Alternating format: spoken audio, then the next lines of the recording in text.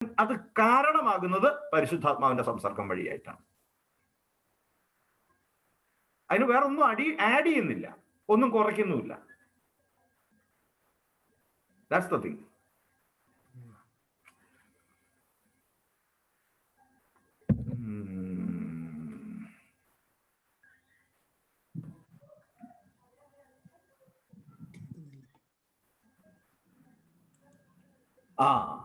കടങ്ങളുടെ പൊറുതിക്കും പാപങ്ങളുടെ മോചനത്തിലും മരിച്ചവരുടെ ഉറപ്പിലുള്ള വലിയ പ്രത്യാശയ്ക്കും എല്ലാവരോടും ഒന്നിച്ച് സ്വർഗഭാഗ്യത്തിൽ നവമായ ജീവിതത്തിനും എസ്കറ്റോളജിക്കൽ ഡയമെൻഷനിലേക്കാണ് പരിശുദ്ധാത്മാവ് നമ്മളെ നയിക്കുന്നത്. വേറൊരു കച്ചറയില്ല, വേറൊരു സംഗതിയില്ല. യുഗാന്ത്യോന്മുഖപരമായ ഈ ബലിയുടെ വകയിരുത്തലാണ് പരിശുദ്ധാത്മ സംസർഗം വഴിയായിട്ട് അവിടെ നടക്കുന്നത്. പൊന്നുമക്കളെ, ഇങ്ങനെയാണെങ്കിൽ ചേമ്പ് വേകുകയല്ല. നമുക്കെന്നാ തുടങ്ങിയല്ലോ. അടി തീ കത്തിച്ചില്ലല്ലോ. നമുക്ക് നമ്മുടെ തുടങ്ങിയാലോ? 8 മണി, അരമണിക്കൂർ കഴിഞ്ഞു. എന്നെ ശശ്മാന മൂഹത.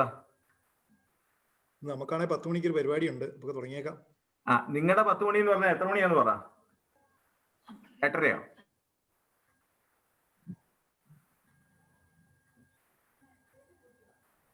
നിങ്ങളുടെ 10 മണിയാണോ ഞങ്ങളുടെ 10 മണിയാണോ? നിങ്ങളുടെ 10 മണി. സമാധാനം ഉണ്ടെന്ന് വെക്കാം. ഞാനതിന് അങ്ങനെയാണെങ്കിൽ അരമണിക്കൂറേ ഉള്ളൂ. ഇന്നത്തെ പാടം പൂച്ചയെ പറ്റി നാക്കുന്ന പോലെ വേണ്ട അല്ലേ? എന്നാ നമുക്ക് തുടങ്ങിയേക്കാം. എന്നാ ഈ ഒരു ചെറുതായിട്ടൊന്ന് പ്രാർത്ഥിക്കാം. ചെറുതാക്കണ്ട, അത് പരിശുദ്ധാത്മാവ് പറയുന്ന പോലെ പ്രാർത്ഥിക്കാം. ഞങ്ങളെ രക്ഷിക്കുക ഞങ്ങളുടെ തമ്പുരാനെ, പിതാവിന്റെയും പുത്രന്റെയും പരിശുദ്ധാത്മാവിന്റെയും നാമത്തിൽ ആമേൻ. ഈ സമയമൊക്കെയും ഞങ്ങൾക്കായി നീ പകർന്നു തന്ന, അങ്ങേ പരിശുദ്ധാത്മാവ് പകർന്നു തന്ന വലിയ അറിവിൻ്റെ മുത്തുകൾക്കായി ഞങ്ങൾ നന്ദി പറയുന്നു.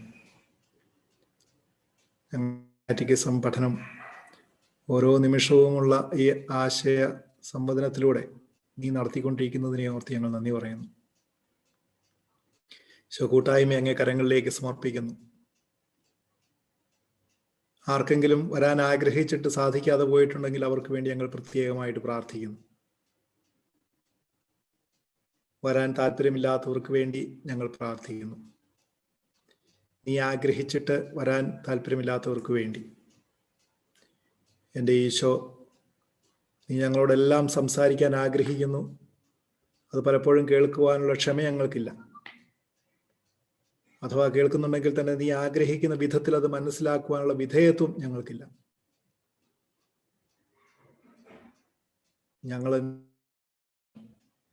ഞങ്ങൾക്കുള്ളതെല്ലാം ഞങ്ങളായിരിക്കുന്ന അവസ്ഥയിൽ പൂർണ്ണമായിട്ടും നിനക്ക് വിട്ടുതരുന്നു. നീ ഞങ്ങളെ മോൾഡ് ചെയ്യണമേ തമ്പുരാനെ. ഞങ്ങളുടെ കുറവുകളെല്ലാം അറിയുന്ന തമ്പുരാനെ, ആ കുറവുകളോടുകൂടെ ഞങ്ങളെ സ്നേഹിക്കുകയും അവയെല്ലാം പരിഹരിക്കുവാൻ മനസ്സായിരിക്കുകയും ചെയ്യുന്ന തമ്പുരാനെ, നീ തിരുമനസ്സായി ഞങ്ങൾക്ക് നൽകുന്നവയെ സ്വീകരിക്കുവാനുള്ള കൃപ ഞങ്ങൾക്കും നൽകണമേ. നിന്റെ ഗ്രേസ് കൂടാതെ ഇതൊന്നും സാധിക്കുകയില്ല എന്ന് ഞങ്ങൾക്കറിയാം. ഏറ്റവും പ്രധാനമായി ഈശോ, പരിശുദ്ധ അമ്മയെ സദാസമയവും ഞങ്ങളോട് കൂടെ ആയിരിക്കുവാൻ നീ അയക്കണമേ. ഞങ്ങൾ വഴിതെറ്റിപ്പോകുന്ന സാഹചര്യങ്ങളിൽ സ്നേഹപൂർവ്വം അമ്മ ഞങ്ങളെ വഴിതിരിച്ചു വിടട്ടെ. ഞങ്ങളുടെ ചിന്തകളിൽ അബദ്ധങ്ങൾ ഉണ്ടാകുന്ന സമയത്ത് ആദിമസഭയെ നയിച്ചതുപോലെ ഞങ്ങളെയും അമ്മ നയിക്കട്ടെ. ഞങ്ങൾക്ക് അറിവ് കുറവുള്ള സമയങ്ങളിൽ, മേഖലകളിൽ ഉണ്ണിമിശിഹായെ പഠിപ്പിച്ചതുപോലെ ഞങ്ങളെയും ഞങ്ങളുടെ കുഞ്ഞുങ്ങളെയും അമ്മ പഠിപ്പിക്കട്ടെ. ഞങ്ങളുടെ കാവൽ മാലാഖമാരെ പ്രത്യേകമായി ഞങ്ങൾ നിങ്ങളുടെ മധ്യസ്ഥം ചോദിക്കുന്നു. പ്രത്യേകിച്ച് സഭയെക്കുറിച്ച് പഠിക്കുന്ന സമയങ്ങളിൽ സ്വർഗത്തിൻ്റെ വെളിച്ചം ഞങ്ങൾക്ക് പകർന്നു നൽകണമേ. മാലാഖമാരെ സ്വർഗത്തിൽ നിന്ന് ദൈവത്തിൻ്റെ പരിശുദ്ധ ത്രിത്വത്തിൻ്റെ മഹാരഹസ്യങ്ങൾ മനസ്സിലാക്കുന്നത് പോലെ നിങ്ങൾ അറിഞ്ഞിരിക്കുന്ന രഹസ്യങ്ങൾ ഞങ്ങൾക്കും പകർന്നു നൽകണമേ. സകല വിശുദ്ധരുടെയും മധ്യസ്ഥം ഞങ്ങൾ ചോദിക്കുന്നു. തിരുസഭയുടെ മധ്യസ്ഥം ഞങ്ങൾ ചോദിക്കുന്നു. ലോകമാസകലം കാറ്റക്കിസം പഠിക്കാനായി ദാഹിക്കുന്ന സകലർക്കും വേണ്ടി ഞങ്ങളിവിടെ ഈ കൂട്ടായ്മയെ, ഈ ക്ലാസ്സുകളെ സമർപ്പിക്കുന്നു. എല്ലാവരുടെയും ഹൃദയഭിത്തികളിൽ അവർക്ക് ആവശ്യമായതൊക്കെയും എഴുതി രേഖപ്പെടുത്തി വയ്ക്കുന്ന തമ്പുരാനെ, ഞങ്ങളിന്നിവിടെ പഠിക്കുന്നവയെല്ലാം പഠിക്കാൻ, കാറ്റക്കിസം പഠിക്കാൻ താല്പര്യമുണ്ടായിട്ടും അതിന് സാഹചര്യമില്ലാത്തവരുടെ ഹൃദയഭിത്തികളിൽ നീ രേഖപ്പെടുത്തണമേ എന്ന് ഞങ്ങൾ പ്രാർത്ഥിക്കുന്നു. കർത്താവെ, അങ്ങയുടെ രക്തത്താൽ ഞങ്ങളെ പൊതിഞ്ഞ് കാത്തുകൊള്ളണമേ. ഞങ്ങളുടെ അനുദിന ജീവിതത്തിലെ എല്ലാ പ്രവൃത്തികളിലും ക്രിസ്തുവിനെ പ്രഘോഷിക്കുന്നതിന്, റിഫ്ലക്റ്റ് ചെയ്യുന്നതിനുള്ള കൃപ ഞങ്ങൾക്ക് നൽകണം. ജോണിച്ചായനെ പ്രത്യേകമായി അങ്ങേ കരങ്ങളിലേക്ക് സമർപ്പിക്കുന്നു. ആത്മാവിൻ്റെ നിറവിൽ നിന്നുകൊണ്ട് ഞങ്ങൾക്ക് ആവശ്യമായിട്ടുള്ളതൊക്കെയും ഞങ്ങൾക്ക് ആവശ്യമായ വിധത്തിൽ പറഞ്ഞു തരുന്നതിനുള്ള കൃപ നൽകണമേ. കർത്താവെ, ഞങ്ങളുടെ രക്തത്താൽ കഴുകി വിശുദ്ധീകരിക്കണമേ. ശരീരത്തെയും മനസ്സിനെയും ബുദ്ധിയെയും ഭാവനയെയും ഒക്കെ അങ്ങയുടെ രക്തത്താൽ കഴുകി വിശുദ്ധീകരിക്കണമേ. ഞങ്ങളുടെ കൂട്ടായ്മയെ പൂർണ്ണമായും പരിശുദ്ധ അമ്മയ്ക്ക് സമർപ്പിച്ചുകൊണ്ട്, ഇന്നത്തെ സെഷനെ സമർപ്പിച്ചുകൊണ്ട് ഞങ്ങൾ പ്രാർത്ഥിക്കുന്നു. എത്രയും ദയുള്ള മാതാവേ, അങ്ങേ സങ്കേതത്തിൽ ഓടി വന്ന് അങ്ങേ സഹായം തേടി അങ്ങേ മധ്യസ്ഥം അപേക്ഷിച്ച് ഒരുവനെയും അങ്ങ് ഉപേക്ഷിച്ചതായി കേട്ടിട്ടില്ല എന്ന് ഓർക്കണമേ. കന്യകകളുടെ രാജ്ഞിയായ കന്യകയെ, ദയുള്ള മാതാവേ, ഈ വിശ്വാസത്താൽ ധൈര്യപ്പെട്ട് അങ്ങേ തൃപ്പാദത്തിൽ ഞാൻ അണയുന്നു. നെടുവീർപ്പെട്ട് കണ്ണുനീർ ചിന്തി പാപിയായ ഞാൻ നിങ്ങളുടെ ദയാധിക്യത്തെ കാത്തുകൊണ്ട് അങ്ങേ സന്നിധിയിൽ നിൽക്കുന്നു. അവതരിച്ച വചനത്തിൽ മാതാവേ, എൻ്റെ അപേക്ഷ ഉപേക്ഷിക്കാതെ ദയുള്ളവളായി കേട്ടുള്ളണമേ. ആമേൻ. ഈശോ മിശിഹായ്ക്ക് സ്തുതിയായിരിക്കട്ടെ. ഇപ്പോഴും സ്തുതിയായിരിക്കട്ടെ. എന്നെ കാണാമല്ലോ അല്ലേ? ഇല്ലേ? ഓക്കെ, കാണാം, മതി, കേൾക്കാമല്ലോ. അപ്പൊ നമ്മള് ഒരു മിനിറ്റ് കൊണ്ട് നമ്മളെ വന്നിടത്തോളം കാര്യങ്ങൾ, ഇതുവരെയുള്ള കാര്യങ്ങളൊന്ന് വളരെ സംക്ഷിപ്തമായിട്ടൊന്ന് റീക്യാപ്പ് ചെയ്യുക. അതിന്റെ കാരണം എന്താണെന്ന് ചോദിച്ചാല്, ഇല്ലെങ്കിൽ നമ്മൾ ഇന്ന് ഒരു ഉപമയുടെ പകുതി വെച്ചിട്ടാണ് നമ്മൾ കേൾക്കുന്നത്. അതായത് 4-ാമത്തെ അധ്യായത്തിന്റെ 5 ഖണ്ഡികകളാണ് നമ്മൾ എടുത്തത്. പക്ഷെ 1, 2, 3, 4ന്റെ 1, 2, 3, 4, 5 ഈ ഖണ്ഡികകൾ നമ്മൾ ഓർത്തില്ല എന്നുണ്ടെങ്കിൽ, 3 ചാപ്റ്ററുകളും ഈ ഖണ്ഡികയും നമ്മൾ ഓർത്തില്ലെങ്കിൽ, സ്വാഭാവികമായിട്ടും നമുക്ക് എന്ത് തൊട്ടിട്ടാണ് നമ്മൾ തുടങ്ങുന്നത് എന്നുള്ളത് നമുക്ക് മനസ്സിലാകില്ല. രണ്ടാമത് നമുക്ക് അതിന്റെ എമോഷണൽ കോഡും നമ്മുടെ കയ്യിൽ നിന്ന് പോകും. അപ്പൊ നമ്മൾ വളരെ സംക്ഷിപ്തമായിട്ട് കാണുകയാണ്. ഇതുവരെ കാണാത്തവർക്ക് പോലും മനസ്സിലാകുന്ന മാതിരിയാണ് ഞാനിതിന്റെ മെയിൻ കണ്ടന്റുകൾ മാത്രം അവതരിപ്പിച്ചിരിക്കുന്നത്. 1-ാമത്തെ അധ്യായം എന്നെ കാണുന്നവൻ പിതാവിനെ കാണുന്നു എന്നതായിരുന്നു. 2-ാമത്തെ അധ്യായം മെസയാനിക സന്ദേശം, ക്രിസ്തുവിന്റെ സന്ദേശം എന്നുള്ളതായിരുന്നു. 3-ാമത്തെ അധ്യായം കരുണ എന്നത് പഴയ നിയമത്തിൽ എന്തായിരുന്നു എന്നുള്ളത്. ഇനി നമ്മൾ ഓരോന്നിലും നമ്മൾ എന്ത് കണ്ടു എന്നുള്ളത് അതിന്റെ കീവേഡ് മാത്രം. കരുണാസമ്പന്നനായ ദൈവത്തെ എങ്ങനെയാണ് ക്രിസ്തു 1-ാമത്തെ അധ്യായത്തിൽ പ്രകാശിപ്പിച്ചത് എന്നുള്ളത്. ഇപ്പൊ നമ്മൾ എടുത്തുകൊണ്ടിരിക്കുന്നത് ധൂർത്തപുത്രന്റെ ഉപമയാണ്. അപ്പോ 1-ാമത്തേത് എന്നെ കാണുന്നവൻ പിതാവിനെ കാണുന്നു. അതാണ് ആ അധ്യായത്തിന്റെ ടൈറ്റില്. പീലിപ്പോസിന്റെ ചോദ്യത്തിന് ഉത്തരമായി കർത്താവ് പറഞ്ഞ തിരുവചനമായിരുന്നു ചിന്തയ്ക്ക് ആധാരം. ഇക്കാലം അത്രയും ഞാൻ നിങ്ങളോട് കൂടെ ആയിരുന്നിട്ടും പീലിപ്പോസേ, നീ എന്നെ അറിയുന്നില്ലേ? എന്നെ കാണുന്നവൻ പിതാവിനെ കാണുന്നു. ഇത് നമ്മൾ വളരെ വിശദീകരിച്ചു. ക്രിസ്തു വിശദീകരിച്ചത് മുഴുവൻ പിതാവിന്റെ കാരുണ്യമായിരുന്നു. ക്രിസ്തുവിലൂടെ അനാവൃതമായത് മുഴുവൻ പിതാവിന്റെ കാരുണ്യമായിരുന്നു. വാക്കിലും നോക്കിലും പ്രവൃത്തിയിലും ചിന്തയിലും എല്ലാം അവൻ എപ്പോഴും പിതാവിന്റെ കാരുണ്യം പ്രദർശിപ്പിച്ചു. വീണ്ടും 2-ാമത്തെ അധ്യായത്തിന്റെ ഒരാമുഖമായിട്ടാണ് 1-ാമത്തെ അധ്യായം. 2-ാമത്തെ അധ്യായം മെസയാനിക സന്ദേശം. ക്രിസ്തു തന്റെ ജീവിതം കൊണ്ട് എന്താണ് നമ്മുടെ മുമ്പാകെ വരച്ചു കാണിച്ചത്? ജീവിതം കൊണ്ട് എന്ന് പറയുമ്പോൾ ക്രിസ്തുവിന്റെ ജീവിതത്തിന് പ്രത്യേകതയുണ്ട്. ക്രിസ്തുവിന്റെ ജീവിതം എന്ന് പറഞ്ഞാൽ നമ്മുടെ ജീവിതം പോലെ അവസാനിച്ചതല്ല. അതുകൊണ്ട് തന്നെ ക്രിസ്തുവിന്റെ ജീവിതം എന്ന് പറയുമ്പോൾ 3 ചാപ്റ്ററുകൾ ഒരുമിച്ച് പറയണം. ക്രിസ്തുവിന്റെ ജീവിതവും പീഡാനുഭവവും മരണവും ഉത്ഥാനവും വഴി എന്ന് നമുക്ക് പറയാൻ പറ്റുള്ളൂ. അപ്പോ ഇതുവഴിയായിട്ട് അവിടുന്ന് എന്താണ് നമ്മളോട് വെളിപ്പെടുത്തിയത് എന്നുള്ളതാണ്. അപ്പൊ ആദ്യത്തേതില് പിതാവുമായി കരുണയെ ബന്ധപ്പെടുത്തി. പിതാവ് കരുണാസമ്പന്നനായിരിക്കുന്നത് പോലെ നിങ്ങളും കരുണാപൂർണരായിരിക്കും എന്ന് പറഞ്ഞുകൊണ്ട് കരുണ മനുഷ്യന് വേണ്ടതിനെ കുറിച്ചിട്ട് അവിടുന്ന് വളരെ കൃത്യമായി നമ്മളെ ഓർമ്മപ്പെടുത്തി. 2-ാമത്തേത് മെസയാനിക സന്ദേശം എന്ന ചാപ്റ്ററിനകത്ത് ക്രിസ്തു കരുണയുടെ ആളടയാളമായിരുന്നു, വിസിബിൾ സൈൻ, ജീവിക്കുന്ന അടയാളമായിരുന്നു എന്നത് സ്ഥാപിക്കാൻ മാർപ്പാപ്പ ഈ ഒരു അധ്യായം എടുക്കുന്നു. അതിൽ അദ്ദേഹം പറഞ്ഞു, പ്രാന്തവൽക്കരിക്കപ്പെട്ടവനോടും ഉപേക്ഷിക്കപ്പെട്ടവനോടും പക്ഷം ചേരുന്ന ക്രിസ്തു. അങ്ങനെയാണല്ലോ വളരെ പ്രസിദ്ധമായ വൈദ്യന്മാർക്കല്ല രോഗികൾക്കാണ് ആരോഗ്യമുള്ളവർക്കല്ല രോഗികൾക്കാണ് വൈദ്യനെ കൊണ്ട് ആവശ്യം എന്ന് പറഞ്ഞുകൊണ്ട് രോഗമില്ലാത്തവനെ മാറ്റി നിർത്തുകയും രോഗം എന്നത് ആത്മീയവും ശാരീരികവും മാനസികവും ഭൗതികവുമായ രോഗങ്ങൾ എന്ന് തന്നെ നമുക്ക് വിശേഷിപ്പിക്കണം. അവയുള്ളവനെ മാറോടണയ്ക്കുകയും അതൊന്നുമില്ല എന്ന് അഭിമാനിക്കുന്നവൻ അന്യമാവുകയും ചെയ്ത ഒരു മിശിഹാ സന്ദേശത്തെ കുറിച്ചിട്ട് നമ്മൾ കണ്ടു. വീണ്ടും അവിടുത്തെ കരുണ മൂർത്തിമോദ്ഭവിച്ചത്, അവിടുത്തെ കരുണ അതിന്റെ പരകോടിയിലെത്തിയത് സ്വന്തം ജീവനെ കാൽവരിയിൽ ബലിയായി അർപ്പിച്ചത് കൊണ്ടാണ് എന്ന് നമ്മൾ കണ്ടു. വീണ്ടും അവിടുത്തെ ഏറ്റവും ആദ്യത്തെ നയപ്രഖ്യാപന പ്രസംഗത്തെ നമ്മൾ വളരെ കൃത്യമായിട്ട് കണ്ടു. വിശുദ്ധ ലൂക്കായുടെ സുവിശേഷം 4:18.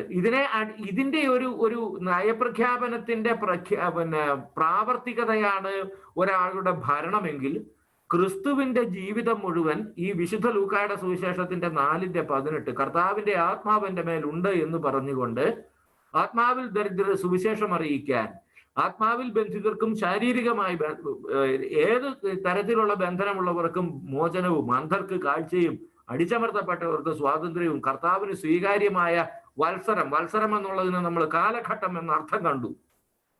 ഈ കാലഘട്ടവും പ്രഖ്യാപിക്കാൻ അവിടെ തന്നെ അയച്ചിരിക്കുന്നു എന്ന് പറഞ്ഞുകൊണ്ട് ആരംഭിച്ച നയപ്രഖ്യാപന പ്രസംഗം അവിടുത്തെ സ്നേഹത്തിന്റെ പരകോടിയായ ആത്മബലിയിലും അവിടുത്തെ അവിടുത്തെ ദൈവത്വത്തിന്റെ അന്യൂനവും അവികലവുമായ പ്രകാശനമായ ഉദ്ധാനത്തിലും അവിടുത്തെ കരുണ പൂവണിഞ്ഞത് നമ്മൾ കണ്ടു.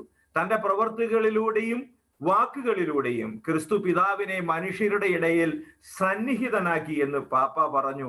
അവസാനം കാരുണ്യത്തിന്റെ പരകോടിയായിട്ട് അവൻ തന്റെ ജീവനെ നമുക്കെല്ലാമായി സമർപ്പിച്ചുകൊണ്ട് കരുണ എപ്രകാരമാണ് ദൈവകരുണ മനുഷ്യരുടെ മേൽ പ്രബലപ്പെട്ടിരിക്കുന്നത് എന്നത് ക്രൂശിലൂടെ അവിടുന്ന് കാണിച്ചു തന്നു.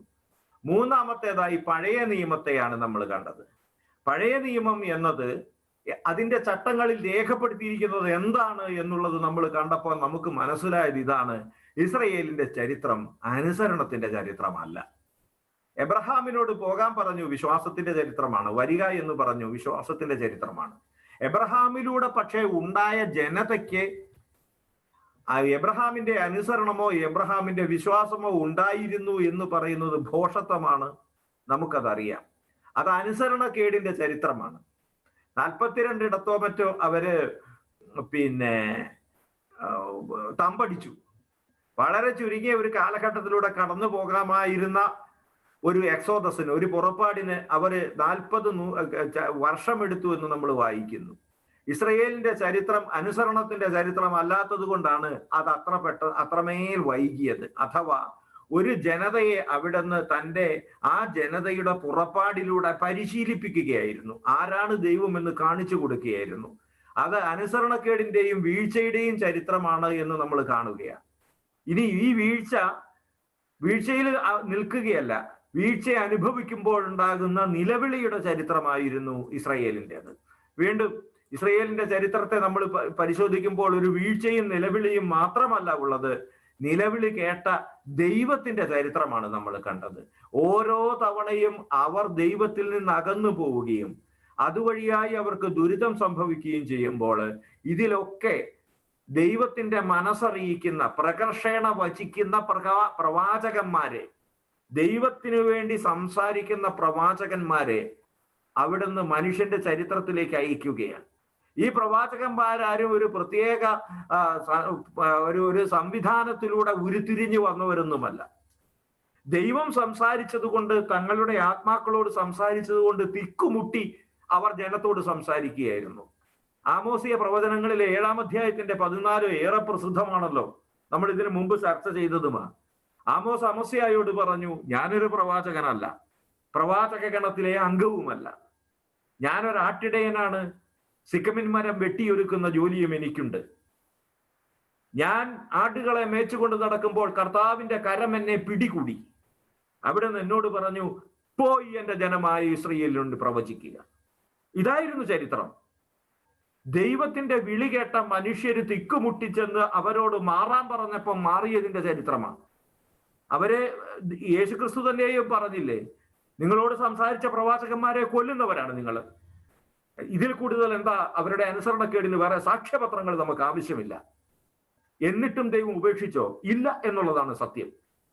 അവിടെ നിന്ന് താൻ തന്നെ വിശ്വസ്തനായിരിക്കയാൽ, തന്റെ സ്നേഹത്തോട് താൻ തന്നെ വിശ്വസ്തനായിരിക്കയാൽ. ഹെസദ് എന്ന വാക്യത്തിലൂടെ നമ്മളത് പരിചയപ്പെട്ടു. അവിടുന്ന് അവർ വിശ്വസ്തരല്ലെങ്കിലും അവരെ തേടി ചെല്ലുകയും അവരെ മാറോടണയ്ക്കുകയും ചെയ്തു. അതുകൊണ്ട് തന്നെ അത് ദൈവത്തിന്റെ വീണവന്റെ നിലവിളി കേട്ട ദൈവത്തിന്റെ കരുണയുടെ ചരിത്രമാണ് എന്ന് നമ്മൾ വായിക്കുന്നു. വീണ്ടും 3 വാക്യങ്ങളിൽ നമ്മൾ അവർ 3 വാക്കുകളിൽ നമുക്ക് അവരുടെ ചരിത്രത്തെ ഒതുക്കാം. വീഴ്ച, വിലാപം, വീണ്ടെടുപ്പ്. ഈ വീണ്ടെടുപ്പിന് ഉപോദ്ബലകമായി നിന്ന ദൈവത്തിന്റെ വിവിധ വികാരങ്ങളെ നമ്മൾ കണ്ടു. ഇത് ഞാൻ വിശദീകരിക്കുന്നില്ല. കരുണാസമ്പന്നൻ എന്ന ചാക്രിക ലേഖനത്തിന്റെ 52ാമത്തെ ഫുട് നോട്ടിന്റെ വികാസം നമ്മൾ വളരെ കൃത്യമായിട്ട് നമ്മൾ കണ്ടു. ഹെസദ്, തന്നോട് തന്നെയുള്ള വിശ്വസ്തത, fidelity between 2 people who are committed to each other. തമ്മിൽ പരസ്പരം വിശ്വസ്തരായിരിക്കുന്ന 2 പേര് തമ്മിലാണ്. മാത്രമല്ല, ഹെസദിനൊരു പ്രത്യേകതയുണ്ട്. ഒരുവൻ അവിശ്വസ്തനായിരുന്നാലും മറ്റവൻ വിശ്വസ്തതയോട് തന്നിൽ തന്നെ വിശ്വസ്തതയുള്ളവനായിരിക്കുന്നതിനാൽ, തന്റെ സ്വഭാവത്തോട് തന്നിൽ തന്നെ വിശ്വസ്തനായിരിക്കുന്നതിനാൽ അതൊരു ഒരു ഉടമ്പടിയാണെങ്കിലും ഒരു ദയയുടെ പ്രകാശനമാണെങ്കിലും ഒരു ലീഗലി ബൗണ്ട് ആണ് എന്ന മാതിരി ദൈവം പെരുമാറുകയാണ്. ഹെസദിന്റെ ഒരു വശത്തുള്ളവൻ പെരുമാറുകയാണ്. മറ്റൊരു ആയിരിക്കല, മറ്റവൻ പോയിട്ടുണ്ടാവും അതിന്റെ വഴിക്ക്. പക്ഷെ തേടി ചെല്ലുന്ന വേട്ടപ്പട്ടിയെ പോലെ പിന്തുടരുന്ന ദൈവത്തിന്റെ സ്നേഹത്തെ നമ്മൾ ഹെസദ് എന്ന് വിശേഷിപ്പിക്കുന്നു. വീണ്ടും ഒരു മുലപ്പാലിന്റെ മധുരവും നനവുമുള്ള റഹാമിം എന്ന പദത്തെ നമ്മൾ കണ്ടു. മുല കുടിക്കുന്ന കുഞ്ഞിനെ അമ്മയ്ക്ക് മറക്കാനാകുമോ എന്ന് ചോദിച്ചുകൊണ്ട്, അവൾ മറന്നാലും ഞാൻ നിന്നെ മറക്കുകയില്ല എന്ന് പറഞ്ഞുകൊണ്ട് മാതൃസ്നേഹത്തിന്റെ മഹനീയതയെ മാറ്റി നിർത്തിക്കൊണ്ട് അതിനെ താരമാക്കിക്കൊണ്ട് തമമായിക്കൊണ്ട്, താരതമ്യം എന്ന് പറയുന്നത് പോലെ അതിനേക്കാൾ ഉത്തമമായ തന്റെ നനഞ്ഞ മുലപ്പാലിന്റെ മണമുള്ള അനുകമ്പയുള്ള മാറോട് ചേർത്ത് പിടിക്കുന്ന ഒരമ്മ സ്നേഹത്തെ കുറിച്ച് റഹാമിം എന്ന പദം നമ്മൾ കണ്ടു. വീണ്ടും ഹനാൻ എന്ന പദത്തിലൂടെ നമ്മൾ കൃപയും അതേസമയം മാറോടണയ്ക്കുന്ന ഹൃദയവിശാലതയും കാരുണ്യവുമുള്ള സ്നേഹത്തെ കുറിച്ച് നമ്മൾ കണ്ടു. രക്ഷിക്കുക എന്ന അർത്ഥത്തിൽ ഹമാൽ എന്ന സ്നേഹത്തെ നമ്മൾ കണ്ടു. അനുകമ്പയും സ്നേഹവും കാരുണ്യവും കാണിക്കുന്ന, മറക്കുകയും തെറ്റുകളെ മറയ്ക്കുകയും ചെയ്യുന്ന ദൈവത്തിന്റെ സ്നേഹത്തെ കുറിച്ച് നമ്മൾ കണ്ടു. പിന്നെ ദയയും കാരുണ്യവും കാണിക്കുന്ന ഹസ് എന്ന പദവും ഇമറ്റ് എന്ന പദവും നമ്മൾ കണ്ടു. സുരക്ഷ, വിശ്വസ്തത. ഇവിടെ നമ്മൾ വീണ്ടും വേദനയോടുകൂടി നമ്മൾ കണ്ട ഒരു കാര്യമുണ്ട്. ഇതൊക്കെയും നമ്മൾ കാരുണ്യമെന്നോ സത്യമെന്നോ ഒക്കെ മാത്രം വിവർത്തനം ചെയ്തുകൊണ്ട് ഒരു വേള ദൈവത്തിന്റെ മനസ്സറിയാൻ ഭാഷ തടസ്സമായി നിൽക്കുന്നു എന്ന് നമ്മൾ കണ്ടു. നമ്മൾ പ്രത്യാശിച്ചു വരുന്ന കാലഘട്ടത്തിലെങ്കിലും എഴുതപ്പെട്ട രീതിയിൽ തന്നെ സുവിശേഷം വായിക്കാനുള്ള കൃപ അവിടുത്തെ വിശ്വാസികൾക്ക് നൽകാൻ തക്കവണ്ണം ദൈവമേ, ഞങ്ങളുടെ ആന്തരിക നേത്രങ്ങളെയും ഞങ്ങളുടെ ഭൗതിക വിജ്ഞാനത്തെയും പ്രത്യേകിച്ച് സുവിശേഷാത്മകമായ ഭൗതിക വിശ്വാസത്തെയും ഭൗതിക വിജ്ഞാനത്തെയും അങ്ങ് വിശാലമാക്കണമേ എന്ന പ്രാർത്ഥനയോടുകൂടിയാണ് നമ്മൾ 3-ാം അധ്യായം അവസാനിപ്പിച്ചത്. ആ സമയത്ത് നമ്മൾ നന്ദിയോടുകൂടെ 2-3 പേരുകൾ നമ്മൾ സ്മരിക്കുകയുണ്ടായി. 1891 പ്രോവിഡൻസിമൂസ് ദേബൂസിൽ ആരംഭിച്ച ഒറിജിനൽ ടങ്സിൽ, യഥാർത്ഥ ഭാഷയിൽ തന്നെ, എഴുതപ്പെട്ട ഭാഷയിൽ തന്നെ ദൈവവചനം പഠിക്കണമെന്ന ആഗ്രഹം സുവിശേഷ വിജ്ഞാനീയത്തിന്റെ മാഗ്ന കാർട്ട എന്ന് വിശേഷിപ്പിക്കുന്ന ദിവിനോ അഫ്ലാന്തെ സ്പിരിത്തു പിയൂസ് 12-ാമൻ്റെതിലൂടെ ആ സമയത്ത് അദ്ദേഹം വളരെ തറപ്പിച്ച് പറഞ്ഞു, പൗരസ്ത്യ ഭാഷാ വിജ്ഞാനീയം സെമിനാറുകളിൽ പരിപോഷിക്കപ്പെടേണ്ടതുണ്ട്, അവിടെ അതിന്റെ വിദ്വാൻമാരെ നിയമിക്കേണ്ടതുണ്ട്, അതിന്റെ സ്ഥാപനങ്ങൾ ഉണ്ടാക്കേണ്ടതുണ്ട്, ഫാക്കൽറ്റികൾ രൂപപ്പെടുത്തേണ്ടതുണ്ട്. അങ്ങനെ നവനവങ്ങളായ ആശയങ്ങളും കൽപ്പനകളും മുന്നോട്ട് വെച്ച അദ്ദേഹത്തിന്റെ കാലത്ത് സുവിശേഷ വിജ്ഞാനീയവും ഈ തരത്തിലുള്ള അഗാധമായ ദൈവവിജ്ഞാനീയത്തിന്റെ അടരുകൾ ഉൾക്കൊള്ളുന്ന ഈ പുതിയ അതേ ഭാഷയെ കണ്ടെത്തുന്ന ചില വ്യാഖ്യാനങ്ങൾ ഉണ്ടാവുകയും അത് 2-ാം വത്തിക്കാൻ സുനഹദോസ് ദെയ് വെർബും എന്ന അതിന്റെ രേഖയിലൂടെ, അതിന്റെ ദെയ് വെർബുമിലൂടെ, പ്രമാണരേഖയിലൂടെ അത് മുക്തകണ്ഠം പ്രശംസിക്കുകയും പരിപോഷിപ്പിക്കുകയും ചെയ്തു. ഞാനിത് പറയാൻ കാരണം മറ്റൊന്നുമല്ല, ഇതൊക്കെ വായിക്കുമ്പോൾ നമ്മൾ അറിയണം ഇതിന്റെ യഥാർത്ഥത്തിലുള്ള വാക്യം വ്യാഖ്യാനങ്ങൾക്ക് അപ്പുറത്തും അഗാധമാണ് ദൈവത്തിന്റെ കരുണ എന്നും അത് അങ്ങനെയാണ് രേഖപ്പെടുത്തിയതെന്നും ഇത് നമ്മുടെ ബാധ്യതയാണ് കണ്ടെത്തേണ്ടതെന്നും നമ്മൾ അറിയണം. ഇത്രയും ഒരു കാഴ്ചയോടുകൂടെ നമ്മൾ പിന്നെ കണ്ടത് ധൂർത്തപുത്രന്റെ ഉപമയാണ്. അപ്പൊ 3 കാര്യങ്ങൾ നമ്മൾ കണ്ടു. ഒന്ന്, ക്രിസ്തു ദൈവകരുണയെ കുറിച്ച് ചമച്ച ഒരു ആമുഖം നമ്മൾ കണ്ടു. പിന്നീട് നമ്മൾ കണ്ടത് ക്രിസ്തുവിന്റെ വാക്കിലും നോക്കിലും ജീവിതത്തിലും കൂടി നിവൃത്തിയാക്കപ്പെട്ട കരുണയുടെ ഉദാത്തമായ ദൈവകരുണയുടെ ഉദാത്തമായ ഭാവമായിരുന്നു. മൂന്നാമത്തേത് നമ്മൾ കണ്ടത് എന്താണ് ദൈവകരുണ എന്നുള്ളത് പഴയ നിയമത്തിന്റെ പശ്ചാത്തലത്തിൽ നമ്മൾ ചിന്തിച്ച് മനസ്സിലാക്കി. എന്നിട്ട് നമ്മൾ കണ്ടെത്തി ഇസ്രയേലിനെ സംബന്ധിച്ചിടത്തോളം ദൈവത്തിന്റെ സ്നേഹമെന്നും ദൈവത്തിന്റെ നീതിയെന്നും ദൈവത്തിന്റെ ഇടപെടലെന്നും പറയുന്ന ഒരു സംഗതിയാണ്, വീഴുമ്പോൾ താങ്ങുന്ന ദൈവമാണവൻ. അവിടുത്തെ കാരുണ്യത്തിന്റെ പ്രകാശനത്തിന്റെ പരമ്പരയാണ് തങ്ങളുടെ ഇസ്രയേലിന്റെ ചരിത്രം എന്ന് അവർ പറഞ്ഞു. നമ്മളത് കണ്ടെത്തി. അതിന്റെ പശ്ചാത്തലത്തിൽ ക്രിസ്തു, ഇസ്രയേലിന്റെ പശ്ചാത്തലത്തിൽ വന്നവനാണ് ക്രിസ്തു. വീണവനെ എഴുന്നേൽപ്പിക്കുന്ന ദൈവം എന്ന സങ്കല്പത്തെ മൂർത്തമാക്കുമാറ്, പരിപൂർണമാക്കുമാറ് അവിടുന്ന് ദൈവകരുണയുടെ ഉദാത്ത ഉപമയായിരിക്കുന്ന ധൂർത്തപുത്രനെ കുറിച്ച് സംസാരിച്ചു. ദൈവകരുണയെ കുറിച്ച് ഉള്ള സുവിശേഷമാണ് വിശുദ്ധ ലൂക്കായുടെ സുവിശേഷം എന്ന ആമുഖത്തോടു കൂടിയാണ് നമ്മൾ ആരംഭിച്ചത്. നിലനിൽക്കുന്ന കരുണയെ കുറിച്ചിട്ടാണ് നമ്മൾ ചിന്തിച്ചത്. നിലനിൽക്കുന്ന കരുണ, ഓർമ്മിക്കപ്പെടുന്ന കരുണ. അതിലാദ്യം തന്നെ നമ്മൾ കണ്ടത് പരിശുദ്ധ മറിയത്തിന്റെ സ്തോത്രഗീതത്തിലാണ്. പരിശുദ്ധ മറിയം പറഞ്ഞു, വിശുദ്ധ ലൂക്കായുടെ സുവിശേഷം 1:50 പറഞ്ഞു, അവിടുത്തെ ഭക്തരുടെ മേൽ അവിടുന്ന് തലമുറ തോറും കരുണ വർഷിക്കും. കരുണയുടെ ഒരു പരമ്പരയാണ് പരിശുദ്ധ മറിയം അവിടെ ഓർമ്മിച്ചെടുക്കുന്നത്. എബ്രഹാമിൽ ആരംഭിച്ച് ഇങ്ങോട്ട് ദൈവത്തിന്റെ കാരുണ്യം പ്രവൃദ്ധമായി, അതിന്റെ മൂർത്തിമദ്ഭാവമായി, പരമകാഷ്ഠയായി തന്നിലൂടെ യേശു മിശിഹാ തമ്പുരാൻ കരുണയുടെ മൂർത്തിമദ്ഭാവമായി അവതരിക്കുന്നു എന്ന മുന്നറിവുണ്ടായിരുന്ന മറിയം. കരുണ എന്ന് പറയുന്നത് അവളുടെ ജീവിതത്തിലൂടെ ഏറ്റവും അവസാനമായി പ്രകാശിതമാകുന്നു എന്ന് എന്നറിഞ്ഞ മറിയം പറഞ്ഞു, അവിടുത്തെ ഭക്തരുടെ മേൽ തലമുറകൾ തോറും അവിടുന്ന് കരുണ വർഷിക്കും. വീണ്ടും സഖരിയാവിന്റെ പ്രാർത്ഥനകളിൽ, യോഹന്നാന്റെ അപ്പൻ സഖരിയാവിന്റെ പ്രാർത്ഥനയിൽ നമ്മുടെ പിതാക്കന്മാരോട് വാഗ്ദാനം ചെയ്ത കാരുണ്യം നിവർത്തിക്കാനും എന്ന് പറഞ്ഞ് യോഹന്നാനെ അനുഗ്രഹിച്ചുകൊണ്ട് പ്രാർത്ഥിക്കുന്നതുണ്ട്. അപ്പൊ ചുരുക്കത്തിൽ ഓർമ്മിക്കപ്പെടുന്ന കരുണയെ കുറിച്ചിട്ടാണ് ഒന്നാം ഖണ്ഡിക. രണ്ടാമത്തേത് കാരുണ്യം എന്നത് പദാവലിയിലെ സാദൃശ്യത്തിലാണ്. കാരുണ്യ രഹസ്യത്തിന്റെ ഇനി രണ്ടാമത്തേത് ധൂർത്തപുത്രന്റെ ഉപമ എന്ന് പറയുന്നത് കാരുണ്യം പദാവലിയിലല്ല. അതായത് നമ്മൾ കണ്ടു, ഒരു നാടകമാണ് ധൂർത്തപുത്രന്റെ ഉപമ എങ്കിൽ ഈ നാടകത്തിലെ പല കാര്യങ്ങളും അതിനകത്ത് ഇല്ല. ഒരു നാടകത്തിന്റെ ഘടകങ്ങളൊക്കെ എന്താണെന്ന് വളരെ വൃത്തിയായിട്ട് നമ്മൾ ചിത്രീകരിച്ചു. അതിൻ്റെ ഒരു പശ്ചാത്തലം ഉണ്ടാകും, അതിലൊരു സംഘർഷം അഥവാ ക്ലൈമാക്സ് ഉണ്ടാകും, അതിലേക്ക് നയിക്കുന്ന ഒരുപാട് കാര്യങ്ങൾ ഉണ്ടാകും. ഈ സംഘർഷത്തിലൂടെ, ക്ലൈമാക്സിലൂടെ ഒരു പ്രത്യേക കാര്യമുണ്ടാകും, അതിൽ നിന്ന് ഉൽപ്പാദിപ്പിക്കപ്പെടുന്ന കാര്യങ്ങൾ ഉണ്ടാകും. ഇങ്ങനെയൊക്കെ നമ്മൾ പറഞ്ഞു. അതിനകത്ത് കുറെ കാര്യങ്ങൾ ഇതിനകത്ത് ഇല്ലെന്നും, ഒരു നാടകമാണ് ധൂർത്തപുത്രന്റെ ഉപമയെങ്കിൽ ഒരു നാടകത്തെ നാടകമാക്കുന്ന പല ഘടകങ്ങളും അതിനകത്ത് ഇല്ലെന്നും, ആ ഇല്ലായ്മകളാണ് അതിനെ അനന്യമാക്കുന്നതെന്നും നമ്മൾ കണ്ടു. അതിലൊന്നാണ് കാരുണ്യം പദാവലിയിൽ ഇല്ല, സാദൃശ്യത്തിലാണ് എന്ന് പറയുന്നതിന്റെ അർത്ഥം എന്താണ്? പിതാവേ എന്നോട് കരുണ തോന്നണമേ എന്ന നിലവിളി നമ്മൾ അവിടെ കാണുന്നില്ല. പിതാവ് എന്നോട് കരുണ കാണിക്കുമോ എന്ന സന്ദേഹവും നമ്മൾ കാണുന്നില്ല. ഞാൻ നിന്നോട് കരുണ കാണിച്ചിരിക്കുന്നു എന്ന പ്രത്യുത്തരം പിതാവിൻ്റെതില്ല. അതായത് മനുഷ്യരിൽ ആരെങ്കിലുമോ ഒരു നാടകം എഴുതുകയാണ്, ഇത്തരം ഒരു കാരുണ്യത്തെ സംബന്ധിക്കുന്ന അതുല്യമായ ഒരു നാടകം എഴുതുകയാണെങ്കിൽ അതിനകത്ത് ആവർത്തിച്ച് നമ്മൾ പ്രയോഗിക്കുന്ന കാരുണ്യം എന്ന പദം ഒരിക്കൽ പോലും ആരും ഒരു ഡയലോഗിലും പറഞ്ഞിട്ടില്ല, കൃത്യമായി നാടകത്തിന്റെ ഭാഷയിൽ പറഞ്ഞാല്. പക്ഷേ അത് കാരുണ്യത്തിന്റെ അതുല്യമായ പ്രകാശനമാകുന്നത് എങ്ങനെയാണ്? അത് സാദൃശ്യത്തിലാണ്, പെരുമാറ്റത്തിലാണ്. അതുകൊണ്ട് തന്നെ ഒരൊറ്റ കാര്യത്തില് ക്രിസ്തു വിജയിച്ചു. മനുഷ്യന്റെയോ മറ്റാരുടെയെങ്കിലുമോ വാക്കുകളിൽ ഒതുങ്ങുന്നതല്ല ദൈവത്തിന്റെ കാരുണ്യം എന്ന് തെളിയിച്ചു ഈ ഒരൊറ്റ കാര്യത്തിലൂടെ. കാരുണ്യ രഹസ്യത്തിന്റെ നാടകത്തിനകത്ത് കാരുണ്യം എന്ന പദം നേരിട്ടില്ലാത്തത്, ആകെയുള്ള ഒരൊറ്റ പദം പിതാവിന് അവന് മനസ്സലിവ് തോന്നി എന്ന പദമാണ്. അത് എനിക്ക് മനസ്സലിവ് തോന്നുന്നു എന്ന പദമൊന്നും അവിടെ വിളിച്ചു പറയുന്നൊന്നുമില്ല.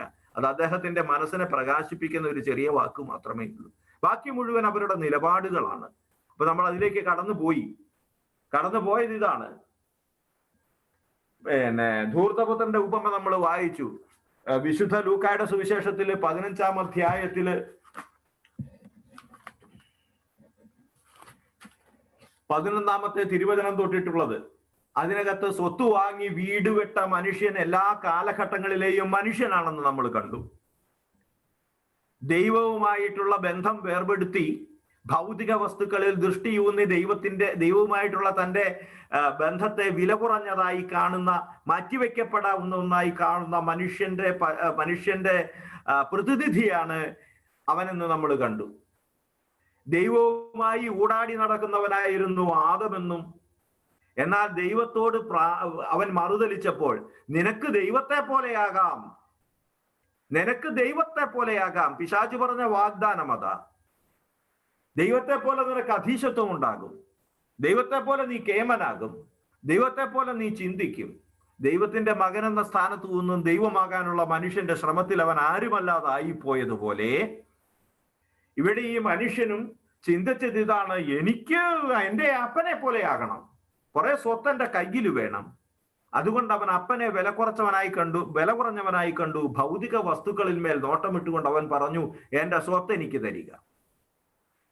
ദൈവം ഭൗതിക സ്വത്തുക്കളിലേക്ക് മനുഷ്യനെ പറഞ്ഞു വിട്ടതുപോലെ ആത്മീയ സ്വത്തുക്കളായിരുന്ന പറുദീസയിൽ നിന്ന് ഭൗതിക സ്വത്തായ ഭൂമിയിലേക്ക് അതേ ഭൂമിയിൽ തന്നെ അവനെ പറഞ്ഞു വിട്ടതുപോലെ അവിടെ അപ്പൻ അവന് സ്വത്ത് കൊടുക്കുകയാണ്.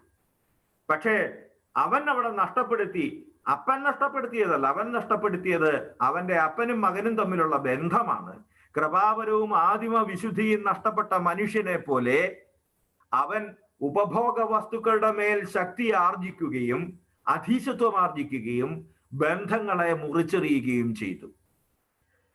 ആദാം എപ്രകാരമാണോ ബന്ധത്തെ മുറിച്ചെറിഞ്ഞ് ദൈവത്തെ പോലെയാകാനുള്ള ശ്രമത്തിനിടയിൽ പാപം ചെയ്തത്, അതുപോലെ കൃപാവരവും ആദിമവിശുദ്ധിയും നഷ്ടപ്പെടുത്തിയ ആദാമിനെ പോലെ അവനും പുത്രത്വത്തിൽ നിന്ന് താഴെ വീഴുകയും ഭൗതിക വസ്തുക്കളിന്മേലുള്ള അധീശത്വം കൊണ്ട് അവൻ നിഗളിക്കുകയും ചെയ്തു.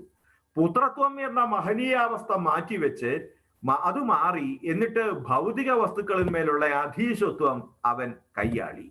വീണ്ടും സ്വത്ത് ചോദിച്ചപ്പോൾ അവന്റെ പുത്രത്വം എവിടെയാണ് പോയത് എന്നുള്ളത് ചോദിക്കുമ്പോൾ, എങ്ങനെയാണ് അവൻ നഷ്ടപ്പെടുത്തിയത് എന്ന് നമ്മൾ പരിശോധിച്ചു.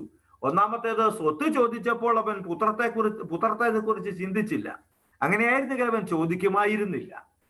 രണ്ടാമത്, അവൻ ഒരിക്കലും വിറ്റപ്പോൾ ചിന്തിച്ചില്ല.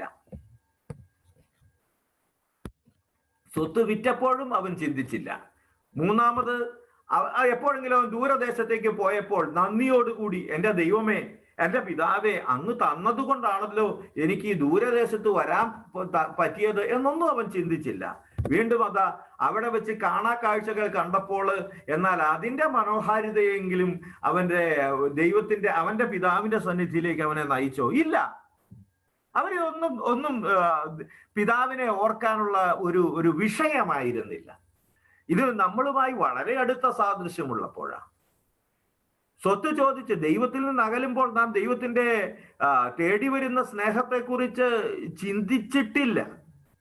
എൻ്റെ പിള്ളേര് വരാണ്ടിരിക്കുകയില്ല, അവർക്ക് വേറെ പോക്കടമില്ലെന്നും പറഞ്ഞിട്ട് സ്നേഹം ചുരുങ്ങി അപ്പത്തിന്റെ രൂപത്തിലാകുന്നതിനെ കുറിച്ച് ഒരിക്കലും നമ്മൾ ചിന്തിച്ചില്ല. അവിടുന്ന് ഒരു വാതിലും തുറന്നിട്ട് ഒരു കൂടും അവിടെ വെച്ചിട്ട് അതിലൊരു വേലക്കാരനെയും വെച്ചിട്ട് എൻ്റെ പിള്ളേര് വരുമ്പം അവരെ ഒന്ന് കുളിപ്പിച്ചേക്കണം കൊട്ടോ എന്നും പറഞ്ഞിട്ട് നിയമിച്ചിരിക്കുന്ന ആ വൈദികനെ നമ്മൾ ഒരിക്കലും ചിന്തിക്കുന്നില്ല. പുത്രത്വത്തെക്കുറിച്ച് നമ്മൾ ചിന്തിക്കുന്നില്ല.